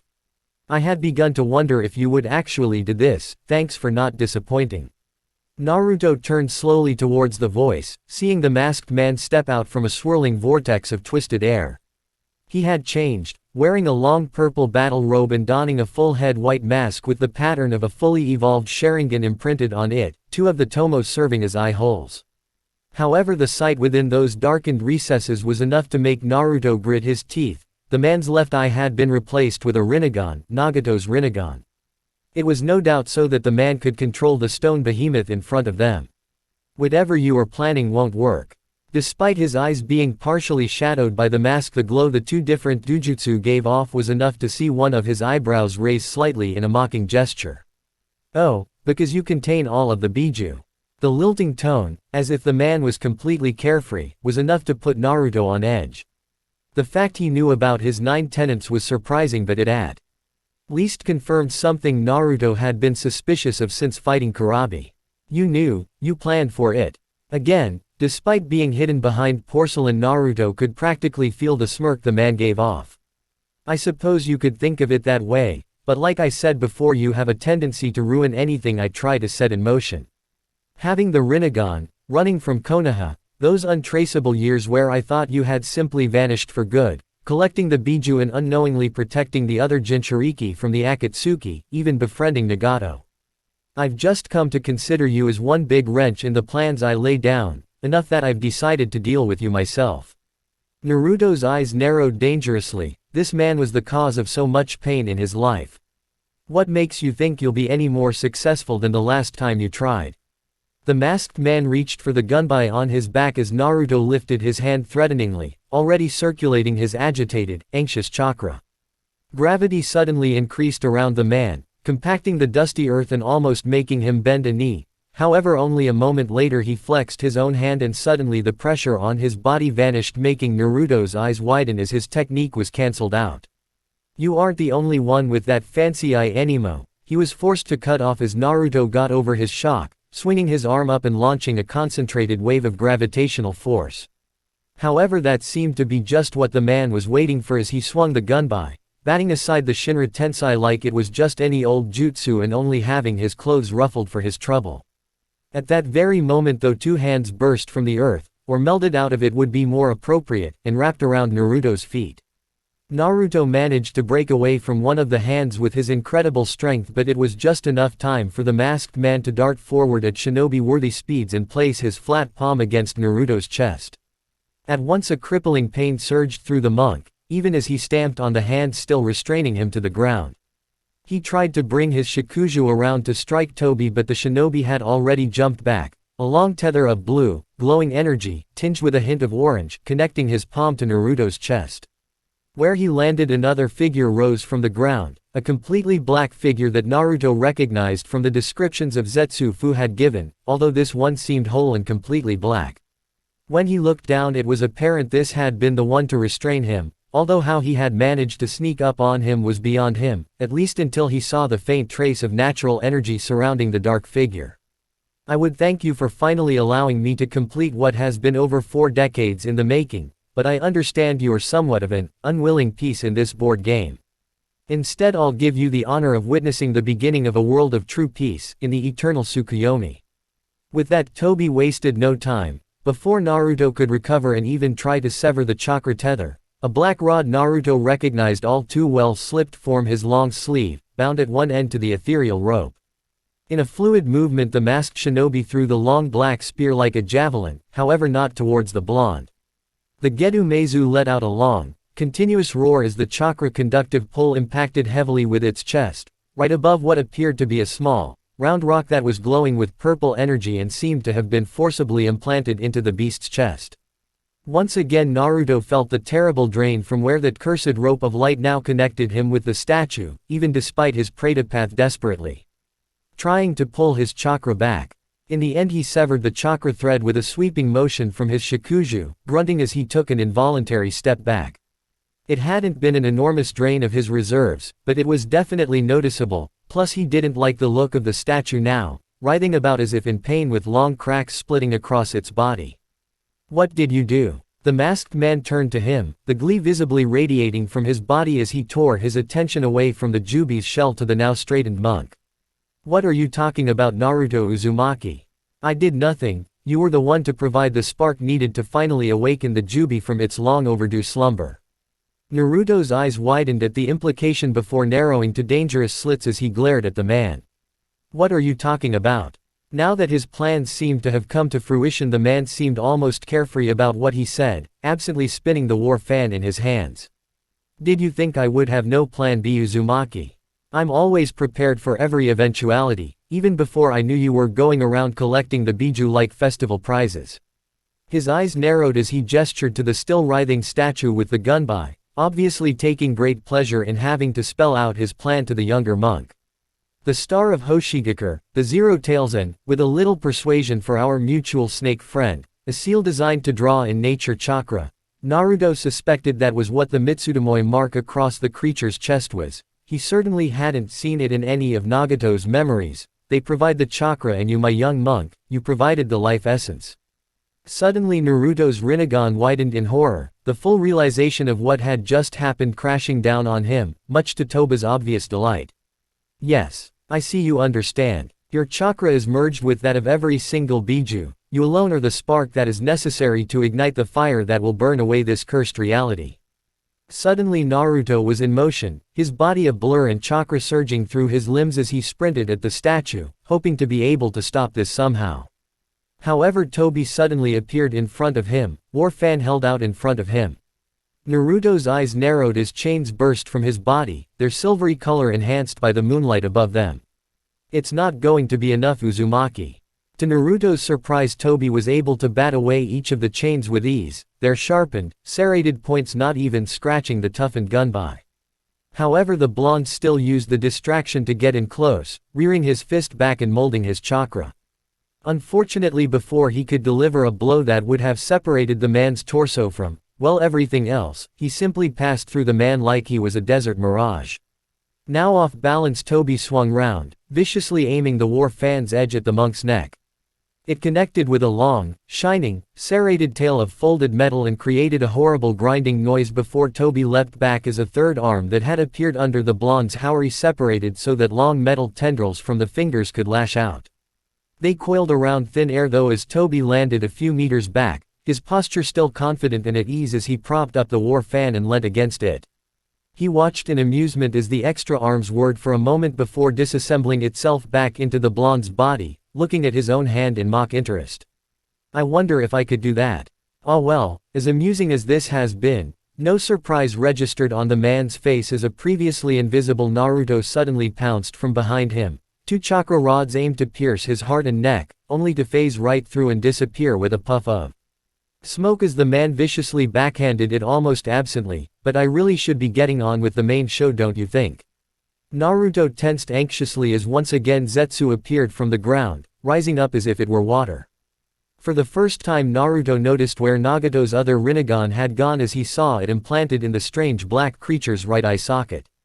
I don't profess to have the same mastery over this eye that you have, or even to the same degree Nagato had, but after observing him for so long I think I've gained enough of an innate understanding of one technique, at least.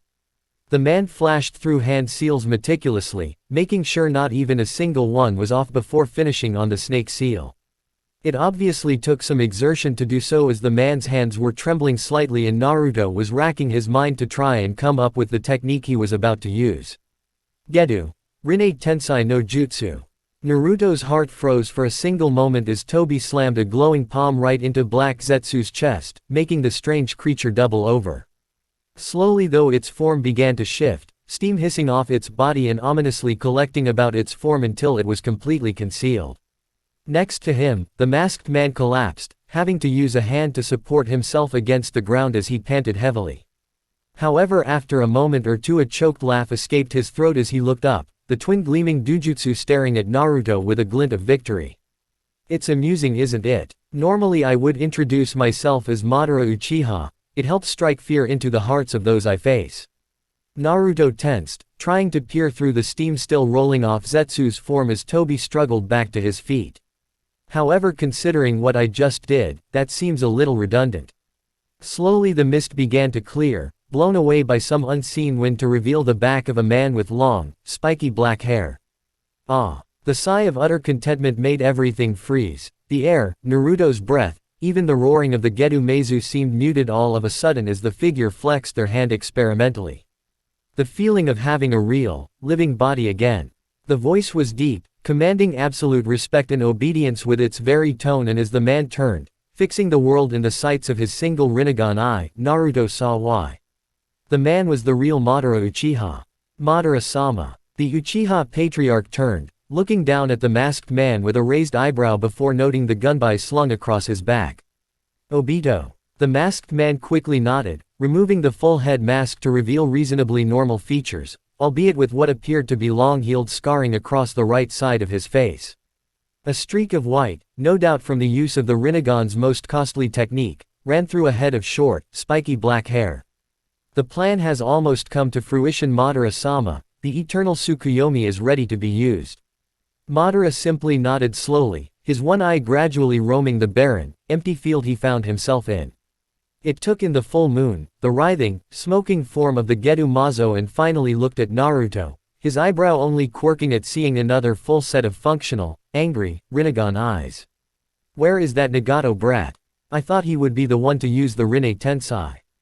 And who is this? The man, identified now as Obito, not that the name meant anything to the young monk, made to answer only for Madara to think better of the questions. On second thought, I require a test of my abilities anyway. Before the confused Obito could even comment, he suddenly found his head in the strong grasp of his mentor. Ninjendo. Obito's eyes widened impossibly as a loud, strangled scream erupted from his throat, his pupils twitching about uselessly as his whole body convulsed. When Madara finally released him, it was as a crumpled heap, the strength left in his body after resurrecting the ancient Uchiha finally leaving him all at once.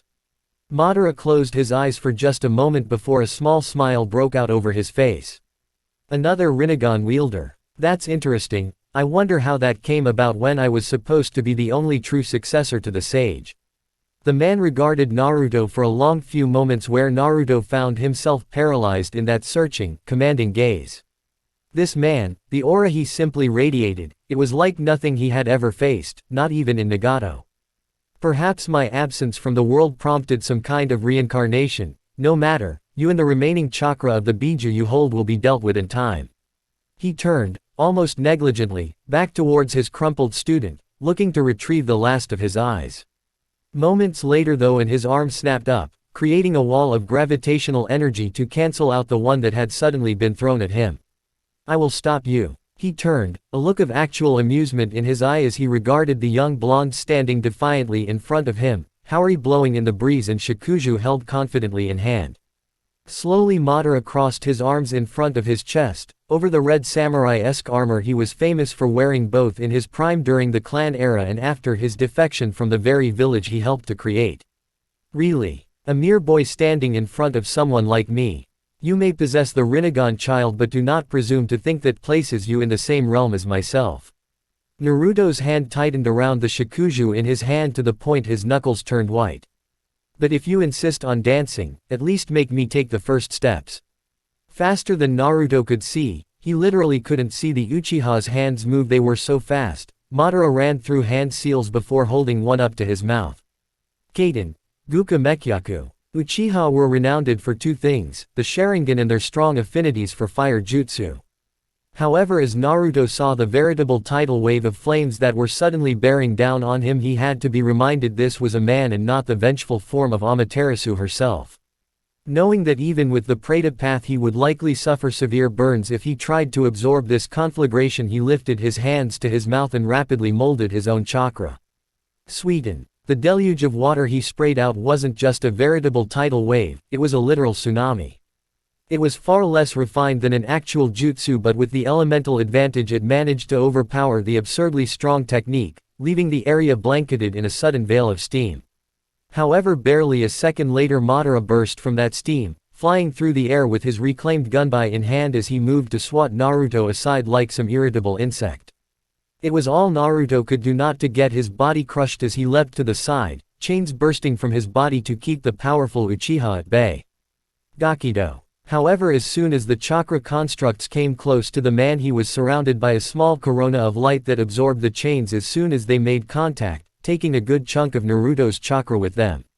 He withdrew them instantly only for Madara to grab one of them, a vicious grin on his face that would have better suited the Kyuubi as he yanked hard. Blood erupted from the younger blonde's mouth as Madara's fist firmly planted itself in his stomach, making him crumple around the limb before being crushed into the ground with a brutal display of power. Pitiful, and Obito was having such trouble with a weakling like you. Naruto lay there in the crater his body had formed, his eyes wide and unblinking as Madara set a foot atop his chest. You're hardly even worth the effort, not even a shinobi. Madara drove down, making Naruto cry out in pain again as the crater was deepened and another arc of blood erupted from his lips. Shame, I had been so looking forward to a good fight once I was brought back. All I get is, the man's lone Rinnegan eye widened for just a moment as he brought down his foot for another stomp only to be bodily swatted aside by tendril of sand the thickness of the Aikibi's tail. Is father okay? The timid, questioning voice rang out in his head as Naruto lay there, staring up at the starry sky with a body racked with pain. Slowly he brought a hand up before slamming it into the ground next to him, digging his fingers into the broken earth and pushing himself up. I'm fine Shukaku, thank you. He got no reply except a faint feeling of happiness that seemed to ease some of the pain in his ribs. At that moment he reminded himself that it was not just himself on the line here, he was fighting for everything he cared for and believed in, the Biju, Fu, Nagato and Konan, his friends, the monks, and they were all counting on him. Ah, you finally seemed to have gained some resolve, a shame it was too late. Madara's mocking voice echoed around the shattered battlefield as Naruto noticed something very strange. It was very quiet all of a sudden. The Gedu Meizu's almost constant cries that the blonde had tuned out had stopped, and when he looked around a great shadow descended over the field. At that moment Naruto truly felt like an ant as he stared up into the nine-tomo eye of the Jubi. And it stared right back at him. Chapter 90, Blood Part 4. He that wrestles with us strengthens our nerves and sharpens our skill. Our antagonist is our helper. Edmund Burke. For an awful, incredible moment, time seemed to stand still. A deafening silence washed over the tiny monk as he locked eyes with the titanic creature crouched before him. Words did little to describe the sheer size of the monolith, towering far above the Kyuubi in scale. It seemed even more daunting with the waves of unrepressed power rolling off its form, incomparable to anything Naruto had ever tried to comprehend. It was like he was a mere child again, staring into that rubbing of a simple wood carving and wondering how any man, no matter how powerful, could stand against a monster like that. And it was a monster, there was no mistaking that. With its thick, pallid white skin and grotesque spindly body, it gave it the appearance of some comically oversized insect, hunched over its minuscule prey. A strange, almost plant-like bulb hung off its back, seemingly disproportionate to its thin, lithe frame but only adding to its comical appearance, if only the blonde could find it in him to see this as comical. Instead he was locked into the gaze of that single, bulbous, blood-red eye with 9 swirling tomo, like little black koi in a crimson pond, unable to move as it regarded him with a bestial intelligence. Then the eye narrowed, as if in recognition. Even Madara seemed shocked by the ear-splitting roar the creature gave as it howled into the night sky, the sheer magnitude of the blood-curdling cry causing the ground to shake. 10 great bone-white tails writhed behind the Jubi, thrashing and contorting as they finally found their independence once again.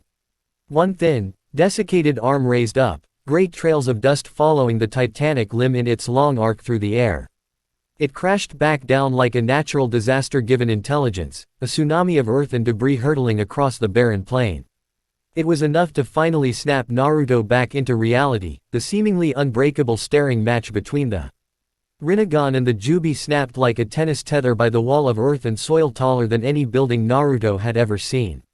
His hands snapped up on instinct as he was cocooned by a sphere of intense gravitational energy that split the oncoming wave like it was just water and not tons upon tons of stone and earth. When the dust finally settled he found he could once again see the monstrosity the Gedo had become.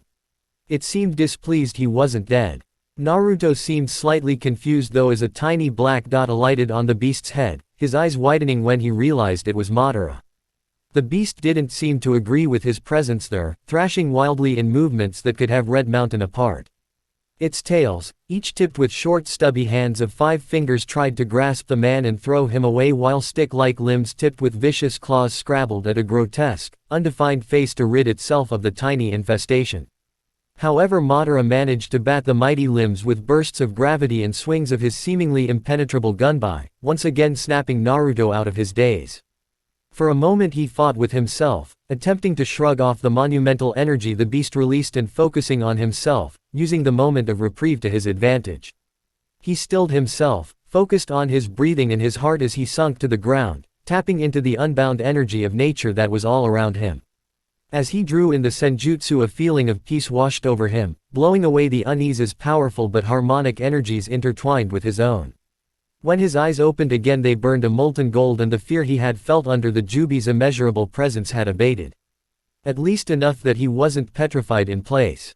Those same golden eyes widened a moment later as he leapt out of the way of a descending bone-white tail, performing a feat of acrobatics his body had been incapable of not even a few seconds before. The shockwave of displaced air the gigantic impact created wasn't enough to throw him away as he twisted his body and recoiled off yet another tail that had been sent to crush him flat.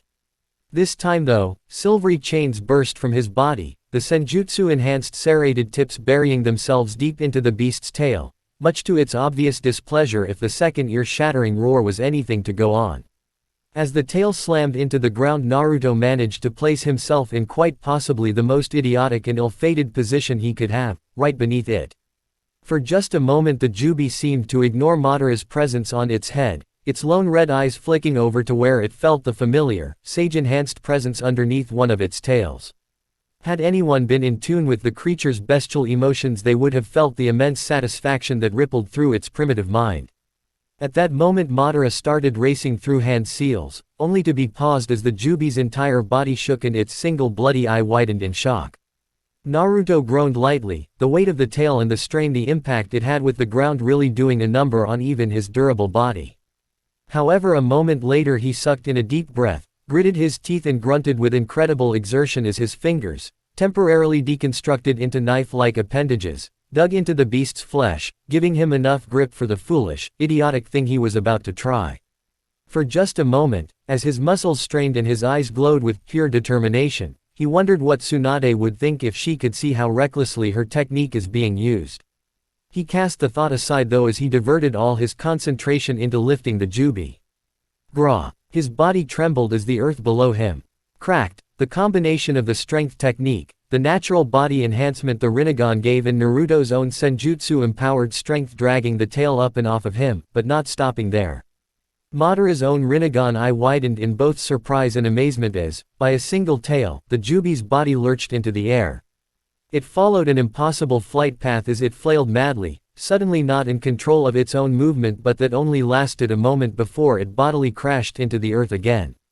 Hundreds of kilometers away people in Iwagakure and Sunagakure alike felt the tremors from the impact, noting it down as a mild earthquake. Somewhere around where the jubi's head was now implanted into the earth a large pile of rubble burst outward in a spray of small boulders. A mildly irritated Madara pulled himself out of the earth, having jumped off the beast before he could be crushed beneath its weight only to get pulled into the resulting wave of debris from the fall. He brushed the light smattering of dirt he had accumulated off of his armor, his eye narrowed in annoyance as he glanced about. Uzumaki, if it isn't Senju it's Uzumaki. Why do those families always have to get in my? The tall Uchiha couldn't finish his thought though as his hand suddenly snapped up, causing him to grunt as a wall of displaced air rushed over him. When he looked around he saw that the object he caught was actually Naruto's foot, the monk having launched himself toward the Uchiha patriarch while he was seemingly distracted. HMPF, that almost hurt. However his one Rinnegan eye widened slightly before a smirk rolled over his features, amused by what he saw flashing in the young Uzumaki's eyes. Sage mode. Now that's interesting. His smirk slipped a little when he saw Naruto's own smile flash over the blonde's face. It's not the only thing. Madara grunted as his entire body was flung backwards, the blonde he had caught dissipating into clean white smoke. He slammed bodily into the side of the jubi's head as the great beast began to stir, lifting its titanic body out of the oddly shaped crater it had made. He stuck to the side of the creature with chakra, only to suddenly stop the flow to his feet and drop away as Naruto descended from above, slamming the heel of his foot into the spot he had moments before occupied. Once again the jubi cried out in anger and pain as its head was once again crushed into the crater by the unbelievable force the comparatively tiny blonde could create. Madara watched the monk pick himself up after the failed axe kick with an appraising eye, noting his form and power with a gaze that had seen him through countless life and death battles in his youth. The Uzumaki's strength was tremendous and his speed, at least now he had entered a senjutsu state, was nothing to sneer at. There was also the small fact that the blonde had both of his eyes while Madara was working at the disadvantage of lacking depth perception in many of the Rinnegan's techniques. It was made worse by the fact he seemed to have lost Obito's unconscious body somewhere in all the confusion. He severely hoped it had not been pulverized beneath the beast. Sand suddenly began to swirl around the Uchiha but he extended a hand and blasted it all back with an overpowered Shinra Tensei that immediately cleared the area, also blasting back the 4 clones that had been waiting within the sandstorm to attack, a tactic he approved of. The jubi was stirring again and Madara wasted no time flashing across the distance, his body barely appearing as a flicker before he was atop its head. Naruto also appeared a few meters away, already in full sprint, however as he got closer time seemed to slow down. He caught it in perfect clarity as Madara smirked, his head turned just enough that Naruto could watch with widening eyes as the single Rinnegan morphed into some strange red and black pattern. Susanoo. The breath left Naruto's body rather violently as his entire body was suddenly flung to the side, as if he were some insect hit with the back of some giant's hand. His head went fuzzy from the massive impact but he had enough sense that 3 thick chains burst from his body, allowing him to swing back down and crash into the side of the jubi's slowly rising head. If it had been any normal surface he likely would have cratered it. As it was, the 10-tail's head simply swayed a bit to the side, its tails thrashing about in its anger. Don't you see the futility of all this now, Uzumaki? As the blonde ran up the side of the beast's head he paused, Madara's voice and the sight before him making him slow and then stop. The infinite Tsukuyomi is the only answer to humanity's suffering. In it every person would have their perfect world. The Uchiha was now enshrouded by a monolithic 4-armed creature of translucent blue flame, resembling some of the old pictures Naruto had seen of samurai, only covered up by a similar blue cloak, leaving just its two glowing yellow eyes visible far above the stoic Uchiha's form. He realized what had hit him when he saw two of the arms grasped massive statue-proportioned swords. The other hands were clasped into a tiger seal in front of its body. It's just a lie, an illusion. Naruto struggled to keep his footing as the Jubi once again reared up, its eyes flicking about madly as it searched blindly for the two humans fighting atop it. Madara seemed unfazed as he smirked easily, arms crossing over his chest as the monolithic blue creature he had summoned leered down ominously, glowing yellow eyes peering at the younger blonde as if searching for something. And this reality is not. All of this is some greater illusion, meant to enslave humanity to its baser, darker whims. In a genjutsu you see, hear and feel whatever the caster wants you to, and yet it is no less real than this pitiful existence because your mind perceives it as such. Madara's words were nearly drowned out under the intense growling of the creature they stood on top of. As its tail swept by, great winds ripped at their clothing and made the flames decorating the Susanoo sway. Peace attained through this kind of force is worthless, not even worth having. At that, Madara's expression finally seemed to darken, a snarl briefly passing over a normally smirking mouth. And what would a child like you know? Are you so selfish as to deny mankind the peace it has been searching for when you stand on top of its answer? His face reset itself into a mask of indifference as the sword-bearing arms of his Susanoo tensed. In that case, I will force you into that world myself, only my power will show you that you are wrong. Suddenly, faster than its great size would deceive you into believing was possible, the Susanoo swung down with its pair of swords right at the young blonde. There was stillness for a moment before, far off in the distance, a mountain suddenly exploded, the sheer pressure of the winds displaced by the enormous blades enough to cleave it in two. However, as Madara peered through the dust, the attack had picked up. A frown crossed his features as all he heard was a small chuckle, almost lost amidst the Jubi's movements. What was that supposed to do? Naruto walked out of the small cloud of dust, not even remotely injured or seemingly bothered by the normally unstoppable attack. Attacking a Rinnegan user with a giant construct of chakra. The blonde actually seemed a little incredulous as he walked forward, causing Madara to scowl as the Susanoo swung its other sword, aiming to bisect the irritating monk through the middle. However, as the glowing blue blade touched the Uzumaki, it just seemed to pass right through him. However, the tug Madara felt on his chakra reserves told him exactly what had happened. The blonde had just absorbed it.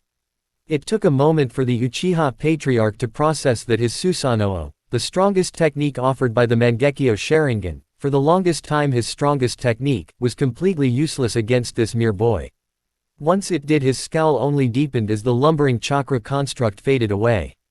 Before he could retaliate though, both Rinnegan users were forced to dive to the side before one of the Jubi's long tails scraped across its scalp, attempting to dislodge the pair. As Madara clung to the side of the beast's head, he realized something that deeply unsettled him. He was actually at a disadvantage here. Naturally, the man did the only thing he could in a situation like that. He began running through a chain of hand seals. A long chain of hand seals. Naruto had ended up in the worst position, further down the Jubi's long spindly back, close to the plant-like bulb it carried.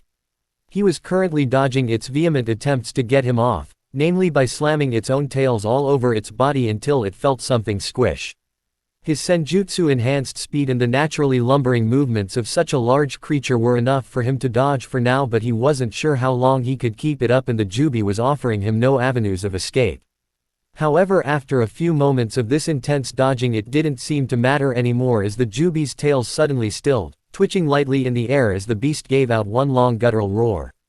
Then, suddenly, it went quiet, the roar replaced by a strange sucking sound as the flesh beneath the blonde's feet warped and twisted. His eyes widened when the ground was suddenly wrenched from beneath him and he was falling, buffeted on all sides by powerful winds created by the powerful vacuum that had been where the Jubi was once standing. He twisted to land softly on his feet only to nearly drop his Shikuju in shock, Rinnegan eyes going wide. The Jubi was gone. Just like that, the enormous beast that moments ago Naruto couldn't even comprehend had just vanished, leaving just a cloud of dust and smoke in its wake. However, it quickly became apparent that wasn't quite true, as the overbearing presence the great beast had given off was still there, stronger even, as if it had been concentrated. The full implication of that thought didn't quite sink in until the smoke began to clear and Naruto managed to make out a distinct figure hanging in their air, just a silhouette against the full moon. It was Madara, but at the same time it wasn't. His hair that had previously been a deep raven black was now a startling white. Instead of his rustic armor he was now covered in a brilliant snowy cloak that had a distinctive pattern on the back of 9 tomo arranged in a square headed by a Rinnegan pattern. He had donned a headband that seemed to grow out of his scalp, similar to Naruto's in that it had horns, only lopsided with the larger horn over the Rinnegan eye he had. As if to complete the look, and to mock Naruto at the same time, he now held a long black shakuju in his outstretched hand, similar in appearance to how Naruto's chains had initially looked, a black sadeep. It was like looking into a starless night sky. This is power. Madara's voice seemed to reverberate around the area, not having particularly changed, just sounding more commanding. The man flexed his hand as the air seemed to quiver at his almost absent ministrations. The dark shakuju in his hand seemed to bubble slightly as equally black spheres of what Naruto could only assume was chakra, bloomed along its surface before being released to orbit the man's body.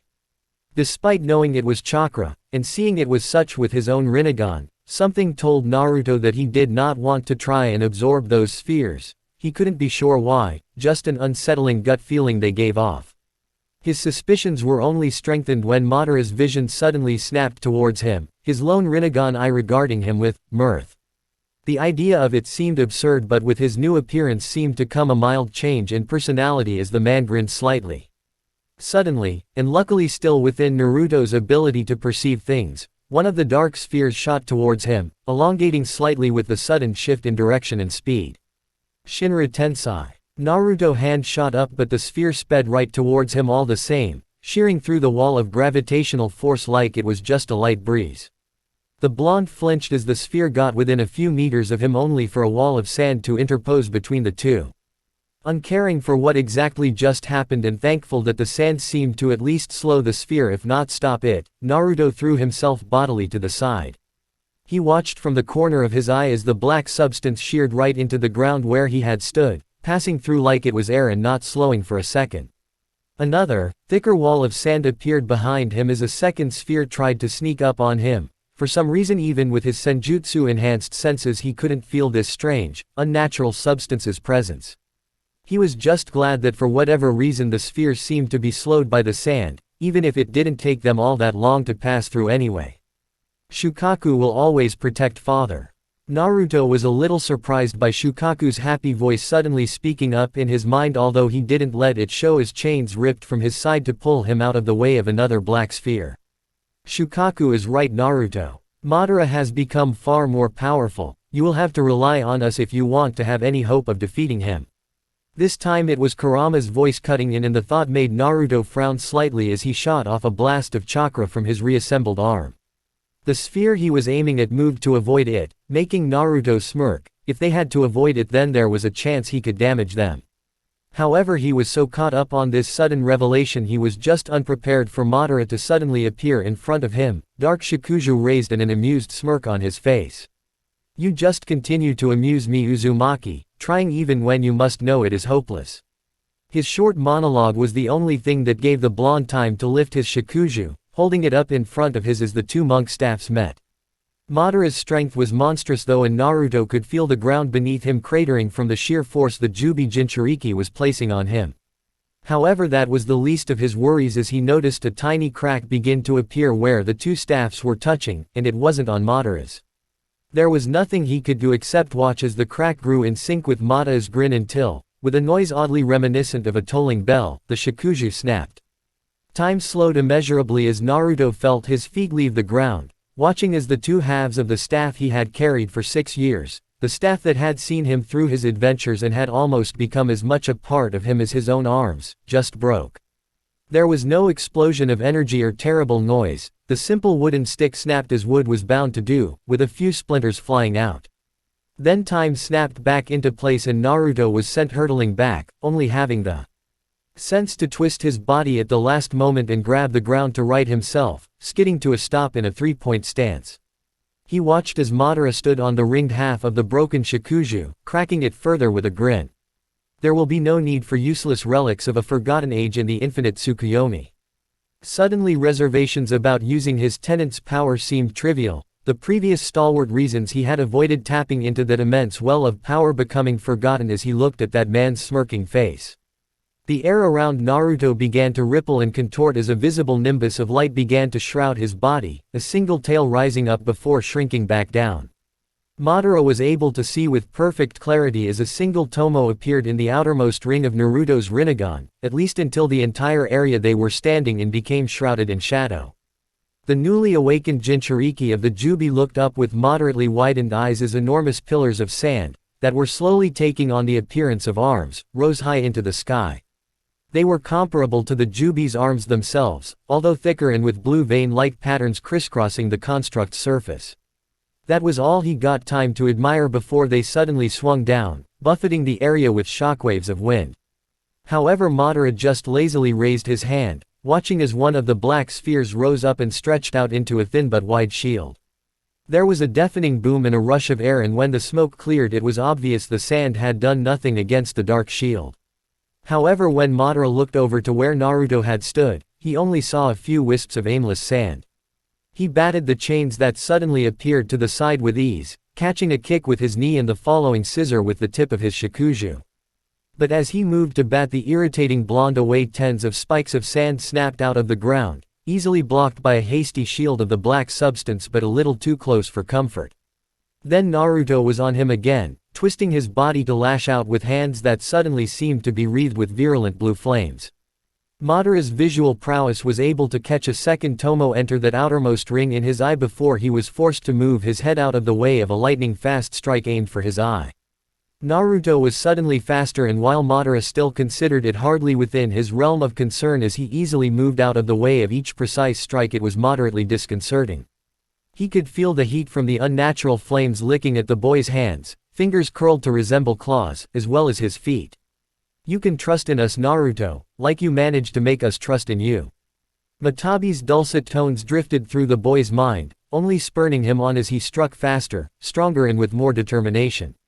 However, as Madara continued to backpedal and shift his weight, he quickly grew irritated with the small bout of taijutsu, suddenly bringing the shikuju-bearing hand up faster than he had before, a long streak of the black substance flowing out of the end that quickly whipped around, catching Naruto under the ribs. Madara grinned as he glanced along the trench Naruto had made with his body as he skidded across the ground like a tossed-aside ragdoll. However, the grin wavered slightly when the dust settled to reveal the blonde cocooned in a strangely organic red shell that slowly crumbed apart to reveal it was coral, as well as a third tomo entering his eye. "Or just returning the favor for protecting us for so long." Naruto's hard gaze softened slightly at Isobu's gentle prompting, a glint alighting in his eye as he took a step forward before breaking out into a sprint.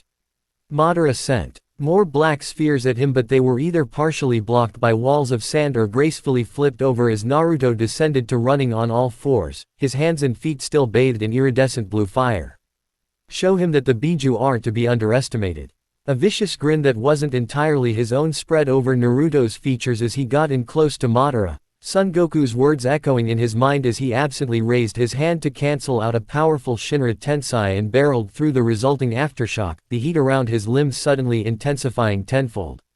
A large wall of the dark chakra blocked his path, but Naruto just clawed his hands in front of his chest in a sweeping motion, a great limb of sand shooting up out of the ground to copy the motion. However, the blue markings had been replaced by burning orange lines of magma like the veins of some ancient earthen golem. This time the black substance only barely held back against the assault. Even Madara had to drop it in favor of falling back as the spot beneath his feet suddenly erupted into a geyser of molten rock. Naruto leapt over the hastily collapsing shield, however was caught as Madara raised a hand, slamming his body right back into it. The blonde cried out in pain as he was crushed against the burning black chakra that he couldn't absorb for some reason. "HMPF, I suppose you're better than going back to being a part of that thing." Naruto almost didn't hear Kokuo speak to him over his own cries, but he definitely noticed the steam that began to pour off his body in copious amounts. The pressure over his body fell away as Madara was forced to turn and shield himself from the scalding steam. The second Tomo entering the middle ring in his eye went unnoticed behind the white smokescreen. However, Madara noticed it clear as day when Naruto leapt from the steam, raising his Shikuju to block a now much faster kick. Don't know how much help it'll be, but you're quite nice, like he was. Madara's eyes widened in shock as Naruto twisted his body unnaturally, in ways bones weren't meant to bend. That was nothing through compared to the shock as he noticed Naruto had somehow managed to stick his foot onto the Shikuju with chakra, and not only that, but the black substance seemed to just be melting away where the blonde touched it, as if it had been exposed to a powerful acid. All of a sudden Madara suddenly found himself quite hard-pressed against Naruto's increased speed and flexibility. The fact he had no discernible taijutsu style and seemed completely random and unpredictable wasn't helping in the slightest. His eyes narrowed in anger as he allowed the black staff to disintegrate. At the same moment an identical one formed in his offhand. He brought it up with a smirk of victory, crashing it into Naruto's stomach and causing the young monk to fold around the Shikuju before he wrenched it up with a powerful sweep. Naruto was sent hurtling upwards uncontrollably while Madara just grinned, crouching in a split second before blasting up after him. He reached the Uzumaki at the peak of his flight only to get sent flying back by what should have been an impossible kick as Naruto contorted his body and lashed out with more strength and leverage than his position should have allowed. Do it for Fu-chan, yeah. Chome called out excitedly as Madara ran a hand through his hair, allowing his body to hover in the sky. His eyes narrowed when he noticed the translucent white insectoid-esque wings sprouting from the blonde's back and yet another Tomo entering his eye, this time on the innermost ring. Some of Madara's irritation had begun to bleed away at this point, and for once he was actually thrilled with the way the fight was going. Far from the weakling Naruto had seemed to be, the young monk was proving to be a strong opponent and a worthy fight, even in his Jinchuriki-enhanced state. Already this confrontation was reworking the landscape with gaping craters and small rivers of lava. And for Kurabi, Gyuki's booming voice spoke softly as Madara flew towards them, a grin alighting on his lopsided features. It quickly turned into a look of disgust and irritation though as Naruto suddenly spun, using his newfound wings to rotate rapidly in a move he recalled from watching Fu train, only with a modification. Bubbling, scalding black ink shot in every direction from his spinning form, and despite Madara's attempts to put up a shield of the black chakra, some managed to cling to his robes, burning through it before the Uchiha expelled it with a sudden Shinra Tensei. Any enjoyment he had been getting from the fight evaporated in that moment as he felt as though his opponent was just mocking him. Naruto, however, Kurama's words went unspoken as the air around Madara just seemed to explode outwards, a great rolling wave of air pressure managing to catch Naruto and sent him into an uncontrolled descent.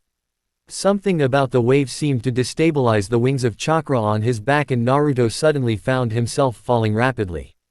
A great plume of dust and debris shot up into the air where his body struck the ground.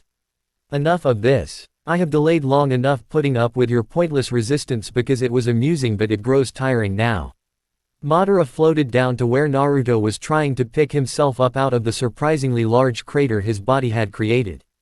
Again Isobu's toughened coral had protected him, but he was still winded from the collision. At that moment though it wouldn't have mattered if he was completely unharmed as Madara seemed to concentrate, raising his arm up and closing his eyes. Suddenly what looked like a long, writhing white root shot from his hand, flailing a moment before burrowing straight into the ground right where Naruto was getting up off his knees. He nearly fell over again though as the ground shook violently, thick branches and roots suddenly bursting up at random all around him. Madara closed his hand and cut off the connection with the roots, however they still grew and writhed without his supervision. The Uchiha Patriarch simply glanced down into the crater as more and more roots sprang up, twining around one another and around Naruto as well. His face only showed a cool, collected victory. Now, be swallowed by the Shinju as you join the infinite Tsukuyomi. Chapter 91, Blood Part 5. 'Tis not enough to help the feeble up, but to support them after. William Shakespeare. Madara's words were lost on Naruto as he dove backwards, narrowly avoiding getting ensnared by a large white root that had suddenly burst from the ground beneath him. His eyes were wide and slightly panicking as he was forced to duck low as a wooden tentacle tried to wrap around his neck. Out of the corner of his eye he could see Madara smirking at him, hovering a safe distance away from the rapidly growing, whatever it was he had released. The name Shinju sounded particularly ominous. As he watched the sky become eclipsed by twining and creeping branches and roots, it really was comparable to some godly tree bursting from the earth to reach towards the heavens. His arms whirred with activity as one deconstructed before reforming into a whirring saw that slashed madly, cutting the thick wood before it could get too close.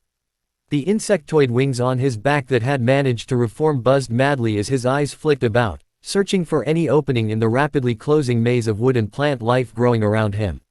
Every touch from his body seemed to melt away at the twining branches, but for every one he destroyed 5 more seemed to take its place, writhing and contorting about as the blindly sought him out.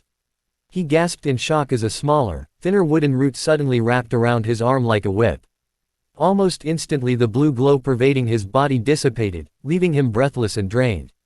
His eyes only shot open wider as his struggles grew in intensity, realizing that whatever this plant was, it was desperately trying to absorb his chakra. However, for all his struggling, the tree continued to grow and more roots took up the few precious remaining pockets of space left.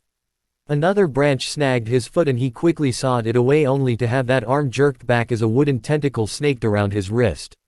He panted furiously, muscles bulging against his various restraints as he felt his vision beginning to blur. The space around him was getting darker and darker as the roots grew over the last few gaps, letting moonlight in. His body felt so weak as he sluggishly wrenched his way out of the Shinju's wooden grip, only to be ensnared twice as strongly moments later. Even through the darkness that was slowly encroaching on his vision, the young blonde managed to catch a final glimpse of Madara's Rinnegan eye, glinting with victory before a last root grew over that too with a shuddering, creaking groan that rang with finality. His struggles grew less powerful, his movements lacking energy as his eyes were beginning to droop dangerously as the last vestiges of his chakra were whittled away. He just felt so tired, closing his eyes and allowing that inviting darkness to swallow him up seemed so comfortable. Naruto's head nodded down, his eyes slowly closing, unconsciousness gently tugging at his awareness. Naruto. Shion panted, her eyes wide and unseeing before she blinked, gulping in air and trying to control her breathing.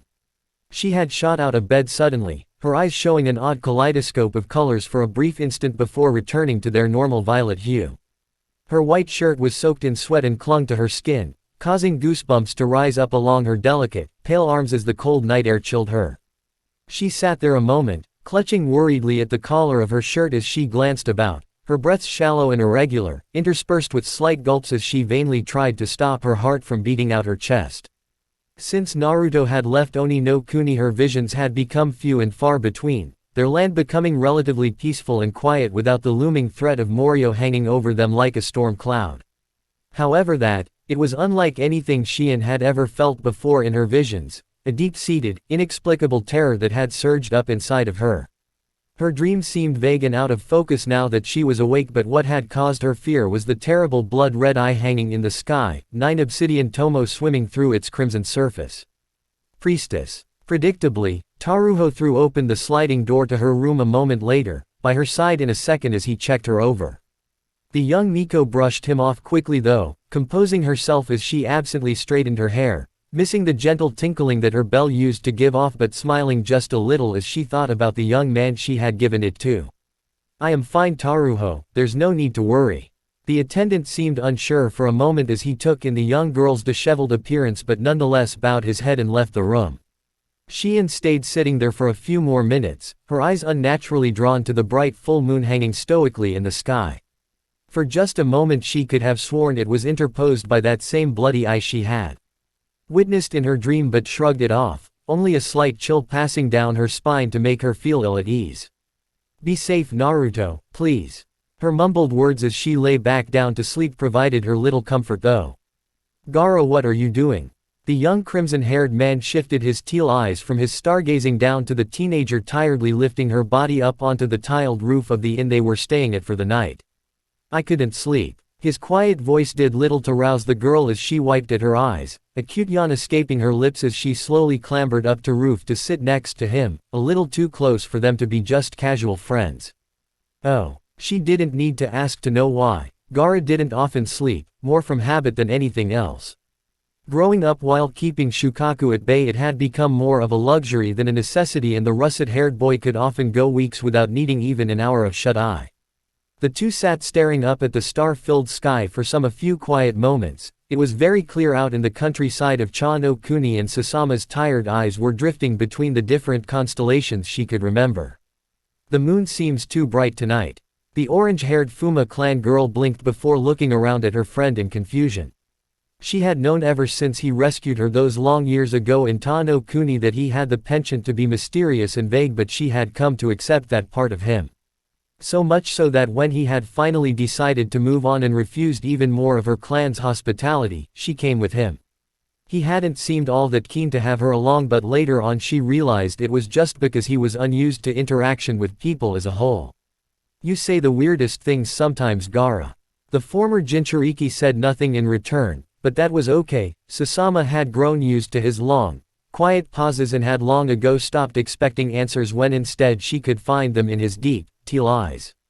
She loved his eyes. Often they were the only part of his body not covered in his sand armor, the only part that was really him. You don't have to stay up for my sake, Sasama. That only made her smile more. Despite being the silent type she knew Gaara cared, he cared for all the bonds he had made since he left his home. She yawned as she shuffled closer, gently laying her head on his shoulder and smiling. What kind of friend would I be if I let you stay up here all alone? Yet despite those words her eyes fell closed a few minutes later, her breaths becoming slow and regular. Gaara just smiled, a small smile that was more the upturning of the edge of his lips, but it was a true smile. However, that smile vanished as a faint rustling broke the still quiet of the night. His eyes widened in surprise when he looked down to see the thin but strong layer of sand almost permanently covering his body slip away. A moment of concentration and it had returned to its rightful place, but that one moment of wavering was enough to unsettle the former Sunanin. He hadn't had trouble controlling his sand for years, not since the Ikibi had been removed from him by Naruto, so why now? The question plagued him relentlessly. She stared back up at the moon, once again feeling the slight chill down his spine as it stoically stared back at him. His thoughts turned to Naruto as they were sometimes wont to do, and he wondered what his first true friend was doing right now. The sand in his gourd stirred restlessly at the thought, doing nothing to settle his unease. "Ah, Tsunade-sama, are you okay?" Shizune tittered worriedly as she hovered about her mentor, a few sake bottles strewn about the booth they were sitting at. The restoration of the damaged section of Konoha had been going slowly, but most of the injured had been dealt with and there were no life-threatening problems to deal with, so Tsunade had given herself a break. Namely, this involved going out to the nearest undamaged bar and drinking until she couldn't feel her toes anymore. However, on her fourth bottle of sake she had paused for a moment, staring down into her saucer quietly. "Oh, what? Yeah, I'm fine, Shizune, stop being such a mother hen." Tsunade jerked up, the cup in her hand forgotten as she laughed as Shizune's irritated expression. The poor woman had only been trying to help after all. However, her features quickly turned pensive again as she listlessly swirled the clear liquid in the saucer until she couldn't see her reflection in it. "Okay, if you're sure," Shizune's tone echoed her own disbelief at the words. She figured Tsunade's recent bad mood had been from seeing Naruto and Fu again after all this time, only to have them leave without so much as a goodbye. She jerked though when the saucer in her mentor's hand suddenly cracked, breaking in two and splashing the older woman with sake, much to the enjoyment of the male patrons of the bar.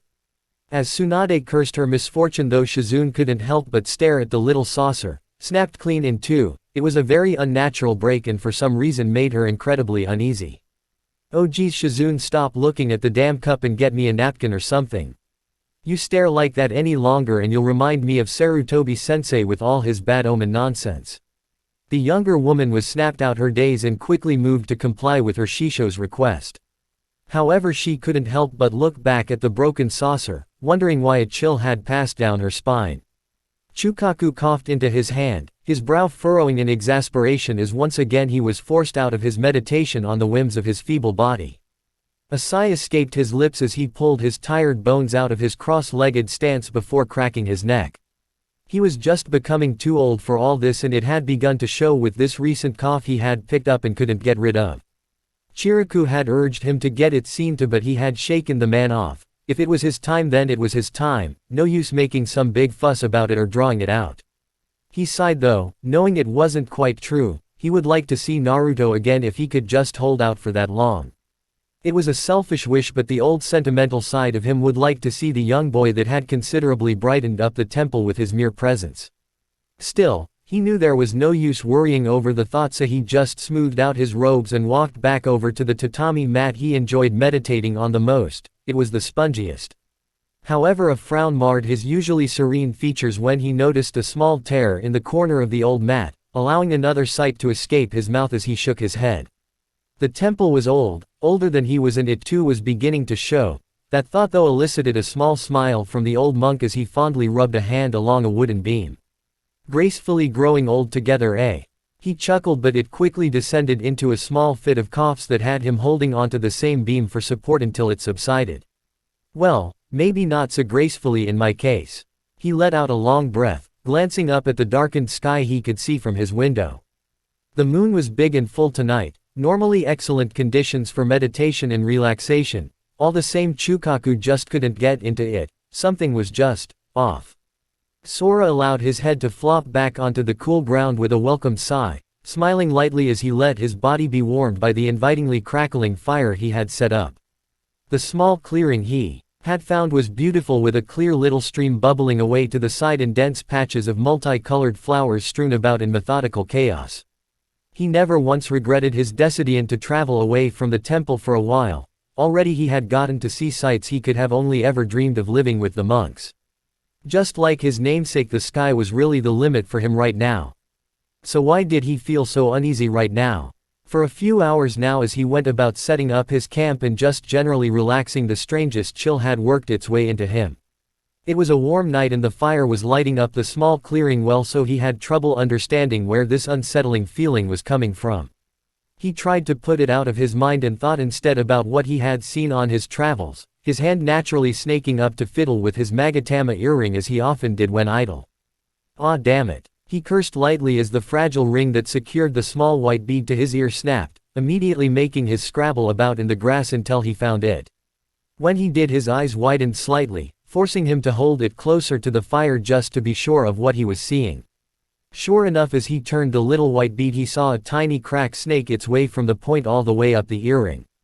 A frown crossed the monk's face as his thoughts went to the one who had given him this as a gift, not exactly liking the bad omen it represented. Sagiri watched, entranced, as Shizuka flowed through movement after graceful movement of her latest kata. Her glossy black hair shimmered with each step and thrust in the light of the full moon bathing the training ground. He felt so privileged to be able to sit here and watch this epitome of grace and poise just move, even if they were in practiced movements designed to fight with. Naturally, his eyes were drawn to a single bead of sweat that percolated on her forehead, watching it trace the gentle curves of her face, down the taut slope of her neck where it rounded the swell of her bosom before finally disappearing into the alluring slit of her cleavage. "Like what you see, Sagiri-kun." The boy's head shot up like lightning, a bright red blush spreading rapidly over the bridge of his nose as he desperately avoided looking into his girlfriend's mirth-filled emerald eyes.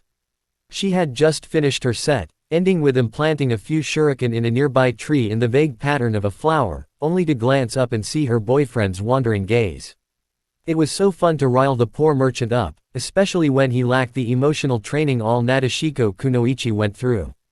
"I'll get those for you, Shizuka-chan." In a poorly concealed attempt to avoid looking at her, the boy quickly hurried over to the shuriken implanted in the tree, taking them out one by one. He jumped then when he felt a hand lightly caress his neck, turning with a more brilliant blush to see Shizuka right behind him, her eyes sparkling with amusement. Gently she took the shuriken Sagiri had in his hand, just enjoying the fact that she could share this time with him. It reminded her to thank Naruto the next time she saw him. "Ah." Sagiri pulled his hand back, a bead of red welling up on his fingertip from where the shuriken, that had inexplicably shattered into two between their grip, had cut into him. Shizuka just raised a brow. She hadn't thrown the shuriken nearly hard enough to leave them this brittle, and they were only a few days old. "Oh, come here, Sagiri-kun, let me help you with that." Never one to let an opportunity drop though, Shizuka quickly took the merchant's finger from where he was cradling it and leading it up to her mouth where, after only a moment to smirk mysteriously at her lover, she placed it between her lips, sucking slowly. As Sagiri, now properly motivated by the entrancing display, led the giggling Kunoichi from the training ground, she spared another fleeting glance to the shuriken laying abandoned on the grass. A single bead of crimson blood lay on the cold steel, catching the reflection of the moon but dyeing it a sickly, unnatural scarlet. It went quickly forgotten though as the young woman turned her attention back towards the man she loved, only existing as a slight chill that only briefly passed down her spine. Nezumiro cracked her back softly as she finally made it up the slope, silently complaining about where Naruto had to place Shizuku's grave. However, soon enough the beautiful statue he had made of the girl came into sight, making the amber-haired girl smile thoughtfully. Gently she placed the flowers she had collected down in front of the statue, her eyes following where the droplets of water actually seemed to leak down the girl's stony form. Sometimes when visiting the grave she had to remind herself that it was just a statue. It often seemed so lifelike she would forget this wasn't actually Shizuku for a while. Today though she wasn't sure, the statue seemed dulled. It was the only way she could describe it. It was as though it had lost some of the spark, the life that had made it so beautiful. After a moment or two of contemplation the Kurigakure Kunoichi shrugged absently. Maybe it was just the way the bright full moon hung overhead that seemed to bleach the statue of color, leaving it pallid and washed out. Hey Shizuku-chan, it's a really pretty night so I thought we could talk. Nezumiro grinned brightly as she sat down so she could lean against the base of the memorial, her legs pulled up tight against her chest. Auntie May was really grouchy today. I think it's because of Ao again, you know how he is. She wasn't sure how long she stayed out there, at least until the moon had inched further across the sky and dew had begun to collect on the grass. Some might have called her crazy for coming up to this desolate hill in the middle of nowhere and talking about inane things with a statue, but she enjoyed it. It gave her the opportunity to just talk and think without interruption, not to mention Shizuku, Fu, and Naruto had saved her life and she felt she owed the girl who had given her life in her country's struggle for freedom. She always made sure to come up once at least every 2 weeks, to pay her respects if nothing else. Despite the statue always looking immaculate and never seeming to need any repair or maintenance, she didn't want the memorial to simply go forgotten. However, as the mists began to draw in for the inevitable morning fogs that plagues Mizu no Kuni, Nezumiro made her bright goodbye. She darted off from the statue, never noticing the condensation that built up around its sparkling stone eye, slowly sliding down its face like a single solitary tear. Hiruzen just knew his face must have gained a few years in the last couple days alone as he stood in front of the large panoramic window overlooking his battered but surviving village. One of his arms was in a sling and he had bandages crisscrossing his stomach, but his injuries were nothing he hadn't experienced through the 3 wars he had fought and or presided over. The wrinkles on his face seemed deeper and his eyes were a little more sunken than usual, but most of all he felt tired, just exhausted. Watching as his village recovered yet again from attack, he realized just how old he was. Too long he had deceived himself that if Unoki could stay strong in his old age, then why not him? The truth was he shouldn't even be standing here. He had long ago been ready to retire, give up the hat and live out the rest of his life in relative peace with his remaining family. And yet, as he stood there, looking over the village he had helped shape and mold in his 60-plus years, he had no successor. His students, brilliant as they were in their own regards, had no intention of taking the mantle. The next generation were still too young even if they showed promise, and the current generation of Junin just couldn't stand up to their predecessors in terms of power or ability, even if Kakashi came close. He sighed wearily, sinking into his comfortable chair and placing his fingers on the bridge of his nose. He often wondered how different things would be if Naruto had simply stayed in the village. In a few years he might have been ready to take up the Hokage title himself. He certainly showed the power for it if his ANBU's reports of the fight with the Akatsuki leader were anything to go on. Yet, at the same time he couldn't help but feel ashamed about how happy Naruto seemed when he wasn't in the village, or when he was alone with that girl.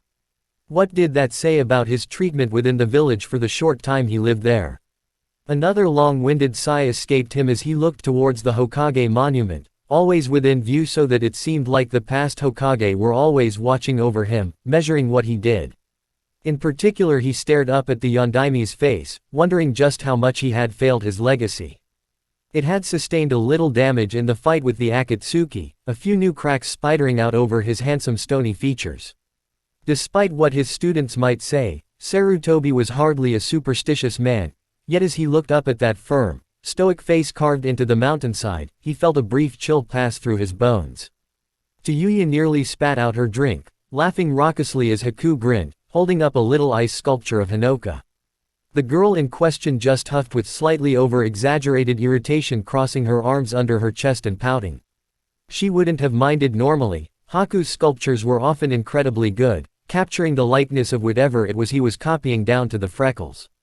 It was more the fact the little ice statue had her stood atop a pile of workmen, a whip in hand as she pointed somewhere in the distance. A few of the aforementioned workers caught sight of the little spectacle between the three teens and began laughing as well, quickly spreading to the entirety of the bar. Slowly the red-headed Uzumaki girl sank into her shirt, wanting to disappear as she was made the laughing stock of the entire room. Haku simply dissolved the statue and patted her on the back fondly, holding down his own chuckles. Hinoka simply smirked evilly beneath the collar of her shirt. The ice boy would get his later, never let it be said, and Uzumaki backed down in the face of pranking. Damn, I'm glad this was one of the first places they fixed up. Tayuya's slightly drunken tone washed over the three as she tipped back another saucer of sake, much to Haku's growing worry. Tayuya was usually quite a bit to handle without her being drunk, although he had to at least agree with her sentiment. The bar was a warm and lively place in comparison to the normally quiet and lonely ruins that otherwise occupied Uzu no Kuni.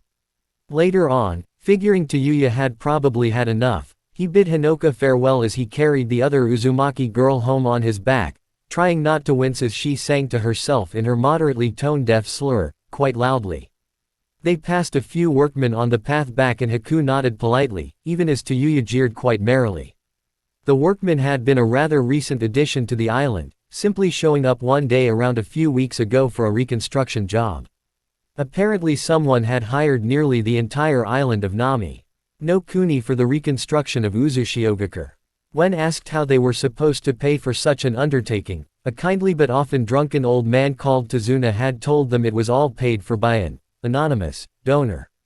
Haku instantly figured out who exactly had paid for it all, and at the time he had been rather disbelieving the young monk could possess such money.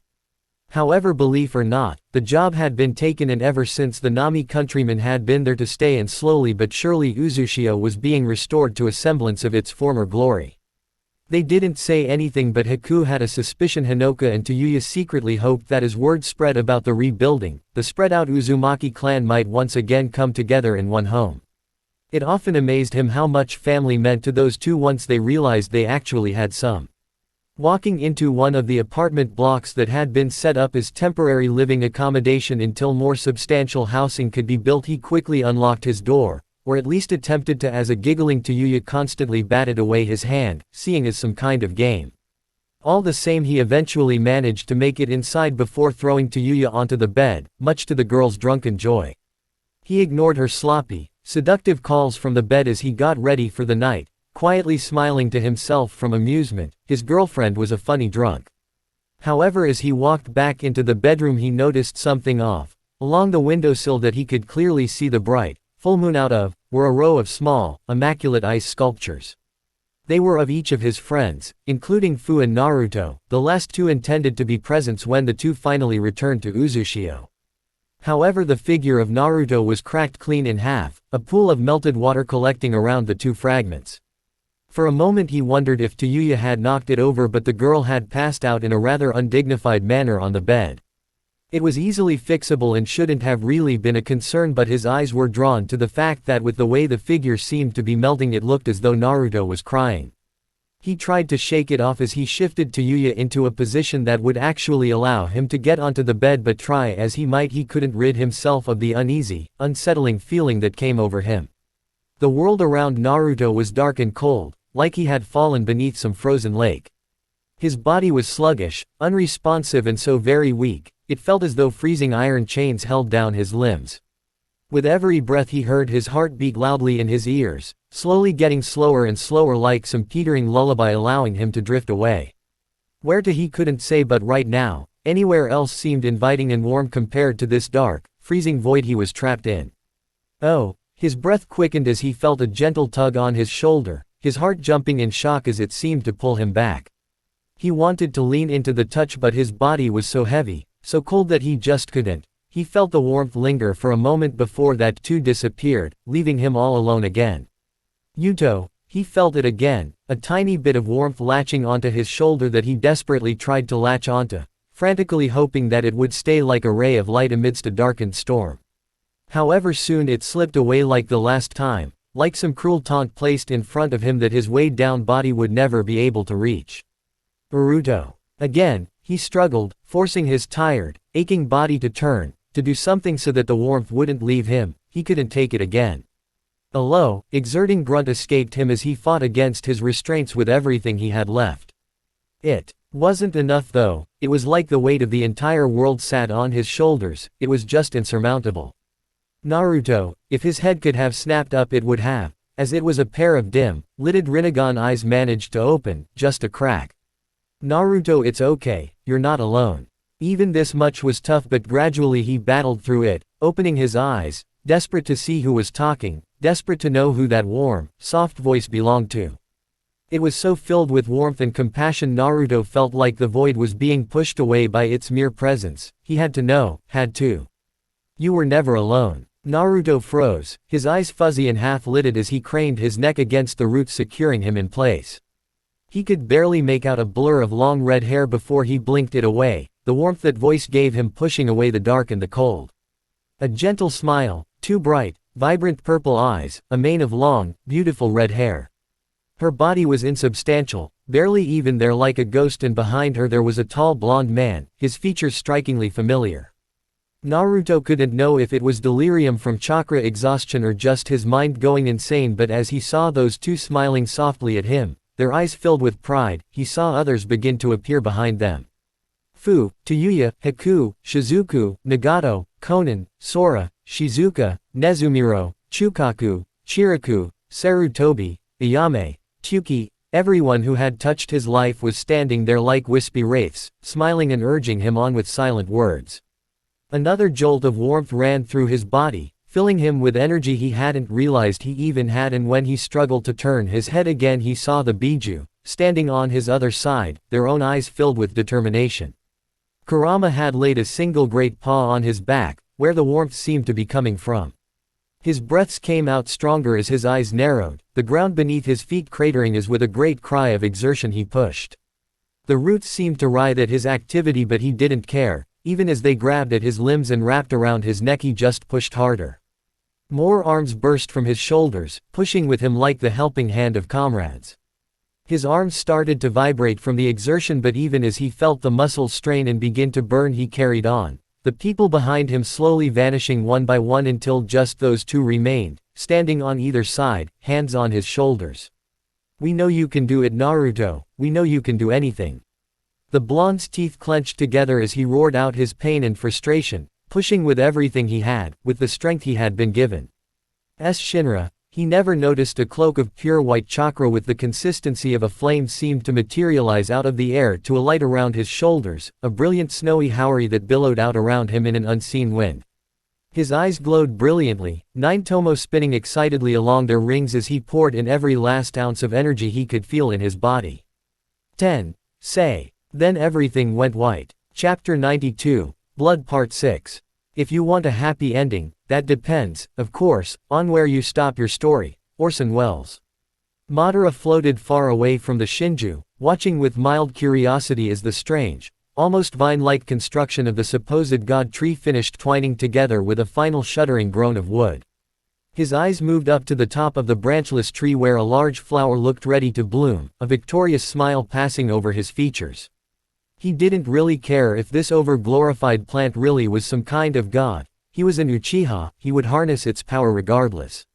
No, what was important here was the fact that after decades of scheming, lying in the shadows out of sight of that damn Hashirama and his successors, his victory was finally upon him.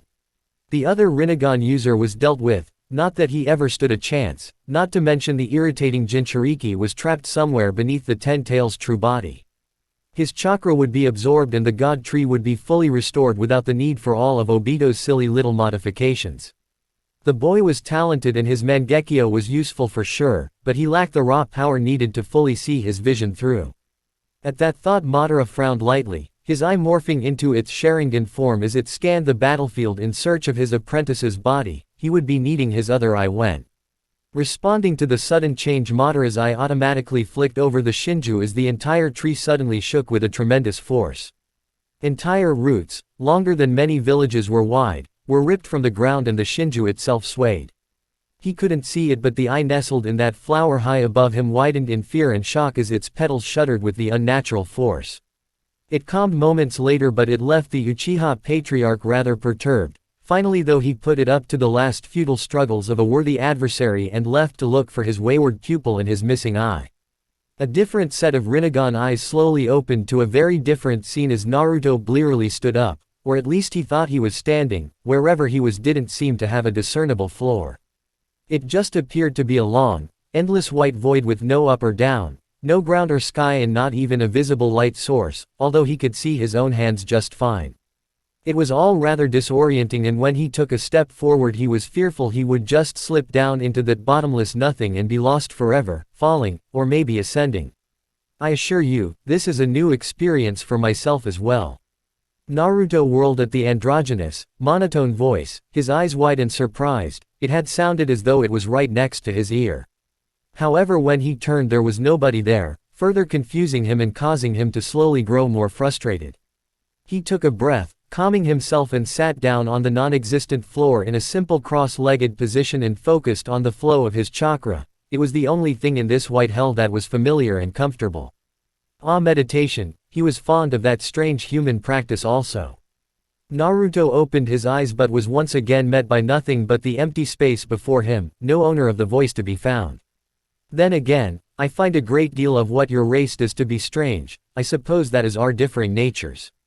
Naruto gently attempted to tap into the natural energy around him, hoping it would at least give him an inkling of where he was. However, as soon as he stilled his body, it was like opening the floodgates to an entire ocean. The area around him was completely swathed in natural energy. It blanketed this world like it was the air and the ground. What do you think you are doing?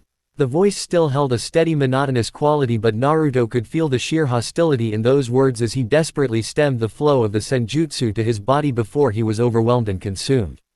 Sorry. It came out on instinct as Naruto finally calmed the tumultuous energies within himself, letting the natural energy flow out of his body and back into this oddity of a world. Ah, so the human can speak, that is refreshing. Naruto sighed, knowing that wherever he was, meditation wasn't going to help him, nor deal with this voice that seemed to be speaking more within his head than actually to him. It is disconcerting to hold a conversation with nothing. Most people consider that behavior unusual. A presence finally made itself known behind the young blonde, but when he turned he found words wouldn't come. He was transfixed, breathless. Ah, but what is unusual? Naruto Uzumaki.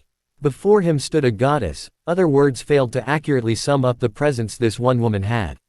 She was tall, but only enough that Naruto had to slightly crane his neck to meet her eyes. They themselves were the purest white, almost like the Byakugan, save for where those clan members had the lightest hints of pale colors she had none, like she had no iris or pupil at all. His skin was equally pale, like a delicate porcelain that belied the rippling power she seemed to effortlessly emanate. Keeping with the pure theme, her hair billowed about her form like a blanket of snow, not a hair out of place even though it nearly reached her feet. In some places it seemed to merge right into the brilliant white cloak she wore, decorated in places by familiar symbols of Magatama and Tomo in vibrant, royal purples. Pale, almost unnoticeable circles decorated the space just above her eyes, not unlike the markings of a sage, while a vertical, slit-like line emerged just above the bridge of her nose. To complete the otherworldly look, two great horns rose from her scalp, parting her immaculate hair like a crown of smooth, perfect bone. Who are you? Naruto couldn't control the slight catch in his throat, however he couldn't avert his eyes, or look away at all. This form is Kage Otsutsuki, the very first of your kind to partake of my fruit and live.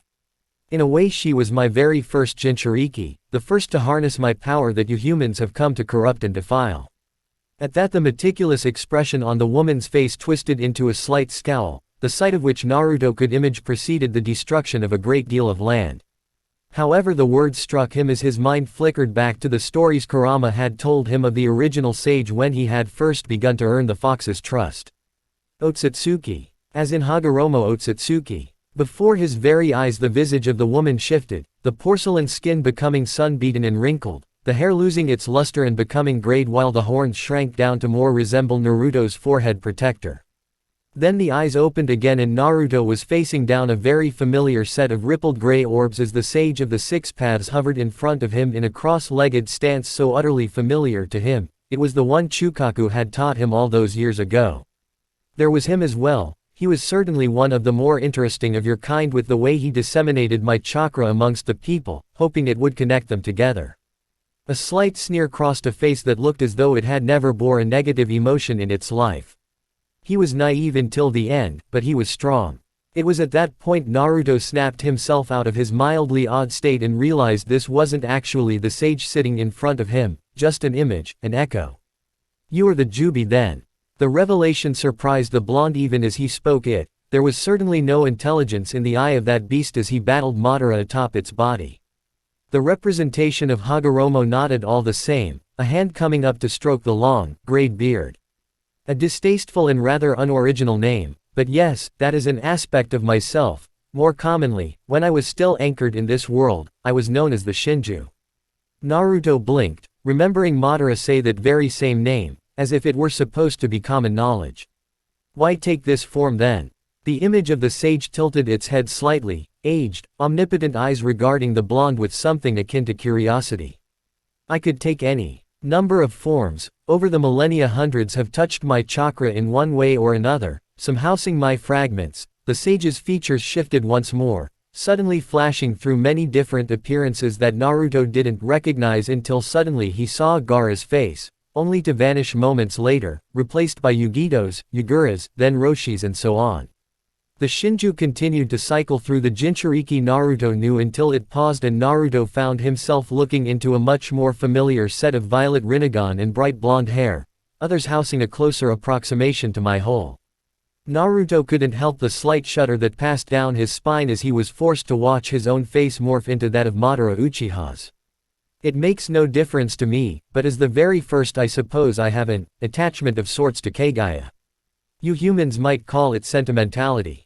Slowly Madara's cruel features melted away and Naruto was once again sitting across from the vision of beauty and power that was Kage Otsutsuki, now in a humble Caesar position.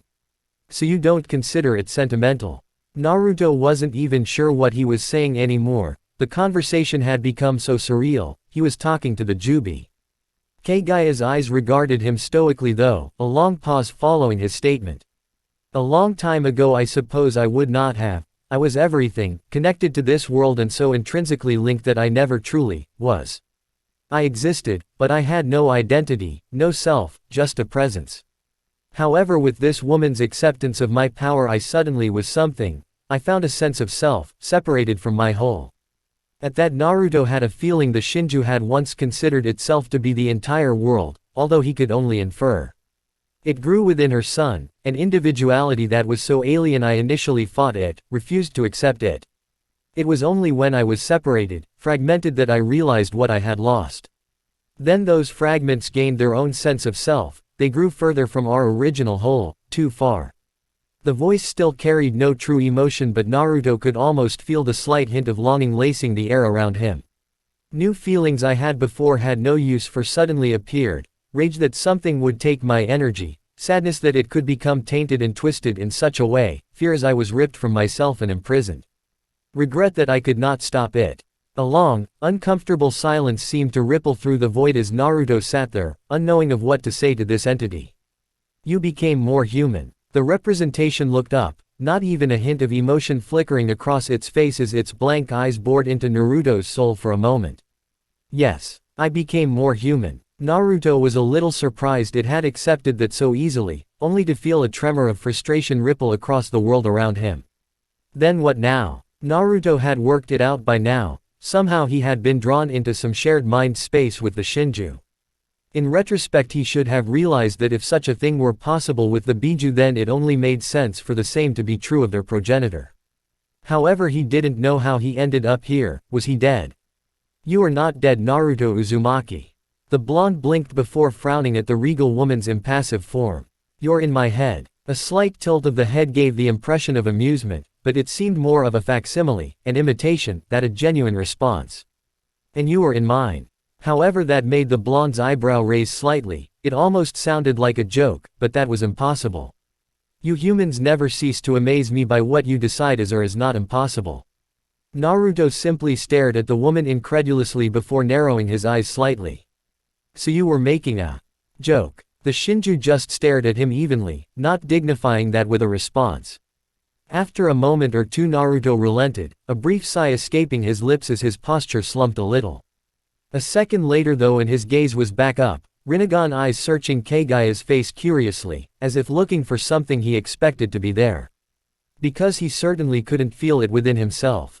Where are the Biju? Where is Kurama? Kage's regal visage simply blinked once, letting Naruto know everything he needed to. He looked down, a troubled frown secured firmly on his face. They are not gone, as you might imagine. You humans have such defined notions of what is and isn't. They are simply part of the whole they were once separated from, returned to how they were, chakra.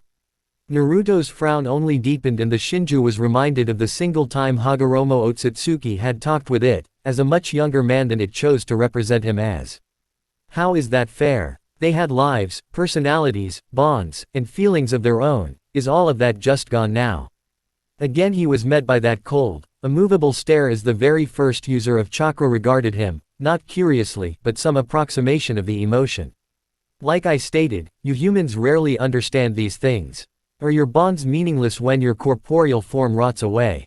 When that fickle immaterial notion of a soul passes onto the pure world? The fragments of myself may have fooled themselves with the concept that their lack of physical forms granted them an immortality, but they had their lives, as all things will and must. The Shinju saw it had done nothing to ease the concern of the young human sitting before it. However, they are not dead. As Naruto looked up, the Jubi caught a flicker of that strange human concept so alien to itself enter his eyes: hope.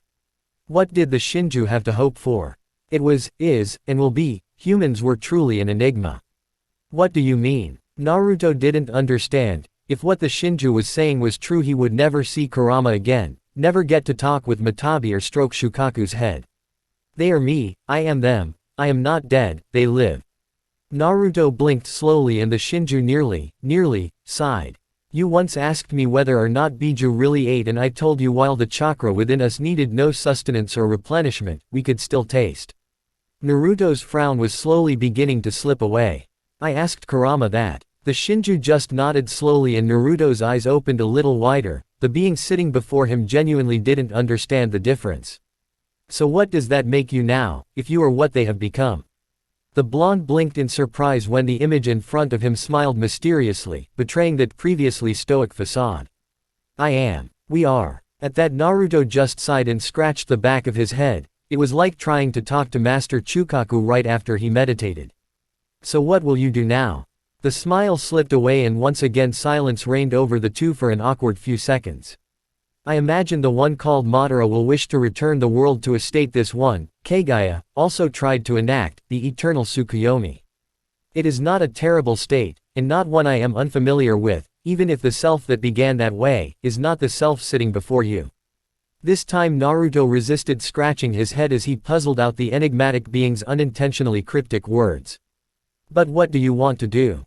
The Shinju regarded him oddly as Naruto felt strange tremors of indiscernible emotions ripple through the blank world. I do not want. I am. At that Naruto crossed his arms, irritation finally overcoming his confusion as it was his turn to level a penetrating stare at the most powerful being in the world. Kurama wanted freedom. The Shinju raised a deceptively delicate eyebrow at the young, rather brazen boy. I fail to. The eyebrow rose higher as Naruto suddenly raised a hand, cutting the being off mid-sentence. Shukaku wanted me to scratch behind his ears, Matabi wanted to talk to someone, Isobu wanted somewhere quiet, Son Goku wanted people to call him by his name, Kokuo wanted to argue with me, Seiken wanted someone that wouldn't fear his touch, Chome wanted to fly and Gyuki wanted a partner. Naruto stood up, his eyes blazing with an unnatural glow as they glared at the delicate form of the Shinju sitting before him. Don't tell me that you do not want, if there is even a scrap of them left within you. If everything that makes you came from them now, as you've just said, then everything that made them who they are now makes you who you are. Even if you do not understand the concept of desiring something, that does not mean you lack such a concept. Another heavy silence fell as slowly the Shinju's form got to its feet in a practiced and graceful manner that belonged to somebody else. You are a curious being, Naruto Uzumaki. Another pause as it scrutinized him, seemingly looking past him at something Naruto couldn't hope to see. Yes, I remember those once, and even now they cause paradoxes within me, the cracks of the fragments joining together again, as it were. All at once I feel the need to separate, to have my individuality returned to me, and at the same time I wish nothing more than to become what I was, even though I know that is impossible. Do you humans have a word for this feeling? Despite the emotionless delivery, Naruto couldn't help it as his expression softened slightly. It's called a dream. The Shinju tested the word, as if trying it out, finding it to have a strange quality it couldn't quite figure out. Why would you humans chase what you know to be impossible? Naruto shrugged slowly. I'm not sure, it's just what humans do. It gives our lives purpose and something to hope for, it validates our existence. If we didn't have a dream, then what would be the purpose in our existence? Without dreams, without hopes, our only reason to stay alive would be our fear of death. The Shinju considered his words. This was only the second human it had ever talked to whilst whole, and it was very strange how similar the two seemed to be. It made the old entity wonder if this was the reincarnation of that very same man that had once imprisoned and divided it. I still do not understand your question then, why must I want? Before you humans interfered, as you are prone to do, I did not even understand the concept of wanting, yet time continued and the world still prevailed. It was pointless for me to want anything back then. Again Naruto struggled to find an answer, knowing silence at this moment would be of no use. This conversation felt important, immeasurably so, yet he couldn't figure out why. Because like you said, you are not what you used to be, right?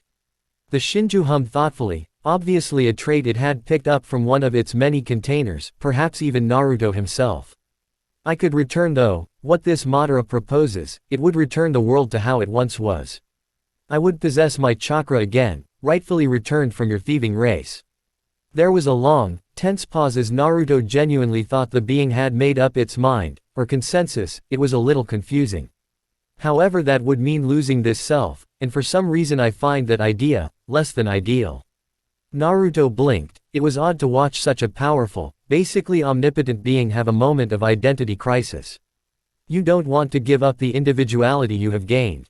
The Shinju looked up, although in reality it was just the visual manifestation. Naruto was probably inside the Shinju, so it couldn't look up.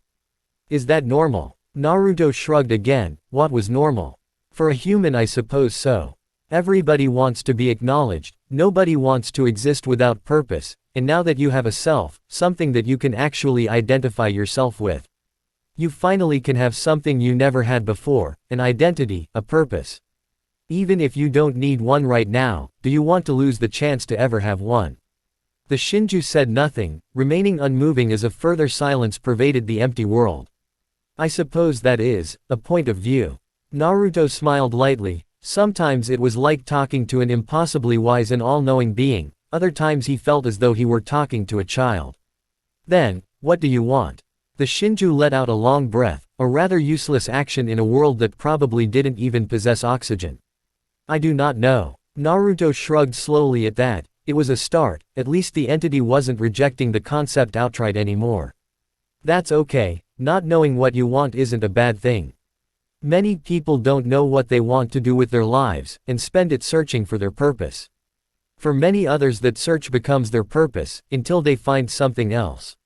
Again, another stare. It was slightly unnerving to be looked at so intensely, knowing that this was actually an unfathomable being of chakra once regarded as a god. Save I am not, people. Naruto shrugged, feeling that the conversation might begin to circle if he wasn't careful. But you can obviously think like one. There it was again, that strange, mysterious smile that seemed off on the face the Shinju chose, yet at the same time perfect. You are an interesting human, Naruto Uzumaki. Now the conversation really was starting to circle. You said that already. The smile never dropped this time as the Shinju slowly descended back into the traditional Seiza position. It managed it much better than Naruto could, considering he much preferred a meditative position than the more formal ways. He supposed that was the years spent observing Kage herself through the chakra they had shared. It is no less true than before. Naruto was at a loss again. He could have sworn that that was a joke. The Shinju just continued to smile. I should hate you. Naruto's eyebrow rose curiously, wondering just where that came from, and as if hearing his thoughts, which it likely was, the Shinju elaborated. You are human, you belong to a people that ripped my chakra from me, disseminated it between your unworthy, immature and volatile race and locked me away. Naruto waited with slightly bated breath, but the Shinju didn't continue. But you don't. It was a cautious question, probing more than asking, and the Shinju almost seemed to want to disregard it and him. Shouldn't I? Naruto hadn't been expecting a question in return, and the Shinju never dropped its slight smile as he scrambled for an answer. The blonde may have been able to keep a straight face and his emotions in check, but in this world, their minds interconnected, he was an open book. Can you judge an entire species by the actions of their predecessors? Does a child deserve to suffer because of something its parent or grandparent did? The Shinju's smile never wavered, and it was highly unsettling how accurately it replicated the expression. I do not have to judge your entire species. Your people wage almost constant war, still using my chakra to spill blood and spread hatred using your kind, the Jinchuriki. Your shinobi twist the teachings of my first Jinchuriki's ninchu into ninjutsu, use chakra that was supposed to link men and use it instead to kill them. Your species has an ability unlike any others to wage war and turn anything into a weapon. Naruto frowned, and for once no answer came to him. This was the same conversation he had with Nagato, and he was no better prepared for it now than he was then. What about the good? It came after a long moment of silence, sounding a little meek as Naruto stared at the non-existent floor. What about all the great things chakra has done for people, like healing them? Helping people fly. Allowing them to connect to nature. The Shinju only needed to consider the words for a moment. You would defend an entire species with the actions of so few. Naruto violently fought down the urge to shrug. How else was he supposed to defend humanity? Lights shine brighter in the dark. A single immaculate brow rose on Kage's face as she gave a long, thoughtful hum. Ah, the human concept of yin and yang, light and dark coexisting to provide contrast and enhance the other. He was also quite fond of the idea. For a long time the Shinju was quiet, not particularly seeming to look at anything. You do realize that the easier path would be to accept this eternal Tsukuyomi. Humanity would gain the peace it so often seems to crave yet never actually lets itself have for long. Naruto smiled easier at that and couldn't help himself as he indulged a habit he hadn't in a few years. My master once told me that the easier paths only exist because a long time ago, somebody was brave enough to step off an easy path and make a new one. Once again Naruto was placed under the harsh scrutiny of the Shinju's stare, and after what felt like minutes, but was likely only a few seconds, it released a small hum. Of approval or disparagement he couldn't be sure, but it finally felt as though some resolution had been found. Interesting, I can see your soul laid bare before me. I know the answers you will make before even you do, and yet you somehow manage to surprise me. Maybe I should apologize for trying to kill you. Naruto blinked as the Shinju seemed to say the last part mostly to itself. In the end though it simply shrugged, Kage's form somehow making the simply gesture seem like the epitome of elegance. However, the blonde managed to get over his mild shock as he realized what the Jubi had just said. Wait, if you know what I'm going to say before I say it, why bother asking? Another smile crossed Kage's beautiful face, and for the briefest moments Naruto saw a hint of Kurama in that smirk. Because it is amusing, of course. Then the Shinju lightly tapped Naruto on the chest and all he saw was white, again. Madara blinked rapidly, getting used to the feeling of having two eyes again as he tested his vision, morphing into each stage of his dujutsu and back before crossing his arms over his chest with a smug, satisfied smirk. Everything was coming together now. All he had to do was wait for the Shinju to bloom, and decades of waiting would finally be over. He would have his eternal victory in the Tsukuyomi. There weren't even any other shinobi around to try and stop him. The location was far too desolate. It was all perfect. Then that perfection gained a tiny crack as the Shinju swayed slightly. It drew Madara's eye, but he didn't think too much on it. The petals were still parting after all. Then the roots began to convulse, writhing about and actually pulling themselves from the earth. Rinnegan eyes narrowed, but this could still be considered normal, just part of the plan. Then the blossom of the god tree closed and Madara knew there was a problem. Slowly the wood began to warp and contort, and before Madara's rapidly widening eyes the Shinju actually shrank away. It twisted and contracted as though caught in some giant version of Obito's Kamui. If Madara didn't know the wayward Uchiha was firmly unconscious, he might have actually suspected his student. However, after a moment of terseness, Madara knew this was something else, as the enormous form of the god tree dwindled away like a plant growing in reverse. There, standing resolutely in the crater the tree had made, a bright flaming howry of white chakras surrounding him, was Naruto Uzumaki. Naruto looked down at his hands, marveling at the strange cloak that hovered about his form. It didn't extend to his entire body like his normal Biju shroud, but just clung to him. It was warm and comforting, and just being in contact with it filled him with energy unlike anything he had ever experienced before. His hair was lifted away from his face by the pressure of the chakra surrounding him to reveal his Rinnegan, now blood red with 9 tomo swimming gently along their predetermined rings. He looked down at his right hand in particular, smiling as he saw the small white seed resting in his palm before nodding with determination and understanding. Then his eyes turned up. Madara and Naruto faced each other for a single inexplicable moment of tense silence, one seething with anger and hatred, the other a picture of calm determination. All at once the air around both seemed to explode as two objects, faster than most shinobi could even follow, sped towards one another, leaving rings of air in their wake. Earth-shattering ripples of displaced air rocked the ground and tore up the earth beneath them as punches and kicks were blocked and thrown with reckless abandon. Madara sneered as he realized the young boy hovering across from him was able to match him blow for blow, but had yet to retaliate or try an attack of his own. He shot back, black chakra bubbling off his shakuju to rocket through the air at the blonde. His surprise when said blonde simply caught the black balls was hard to describe. Naruto simply stared at the strange material energy with curiosity. It tried to eat into his skin and flesh like it had a mind of its own, but it was heavily restrained by a perfectly formed sphere of gravity that Naruto would have found impossible to form so precisely and so quickly without the Shinju's help. It was as though his chakra was now water flowing through his coils, so easy to control it was almost thoughtless. It's a combination of elemental chakra. The revelation caused Madara's clenched fist to tighten. How was the boy able to discern that so quickly? And that wasn't even the most pressing question. What did you do to the Shinju? What happened to my eternal Tsukuyomi? Naruto seemed to ignore him though as the boy continued to scrutinize the ball of chakra in his hand, analyzing it with eyes that simply picked the world apart and laid it bare before him. 4 elemental chakra, which means if I do the same with a shift forward on the cycle, an almost identical sphere of black chakra appeared out of the blonde's hand, and when he placed them together they both simply disappeared, like they were never there. Madara, tired of being ignored and frustrated beyond belief, madly sent wave after wave of the black chakra at the hovering blonde, hoping to wipe the monk from existence one excruciating part of his body at a time. However, Naruto simply raised his hand, a look of mild concentration crossing his features as the black orbs just vanished. That finally seemed to snap Madara out of it as he stared wide-eyed as one of the most powerful and unstoppable attacks he could create was effortlessly destroyed, again. Then Naruto was in front of him, a palm on his chest. The next moment he was in a crater on the ground larger than the one the Jubi had made when it fell. His chest was completely collapsed, and when Naruto gently touched down on the ground next to him, that infuriating howry of flaming chakra still surrounding his form, he could barely form words. How? Naruto stood over the defeated man, staring in silence for a good while, not quite sure what the man was asking. I created spheres of opposing elemental composition in the exact space yours took up, canceling them out.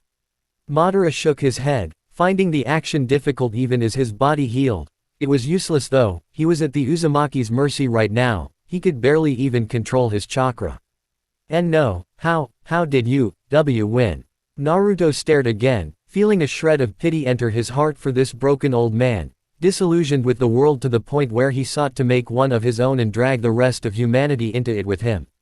You relied on your power alone, forcing others to help you where you could, like the Kyuubi and the Shinju.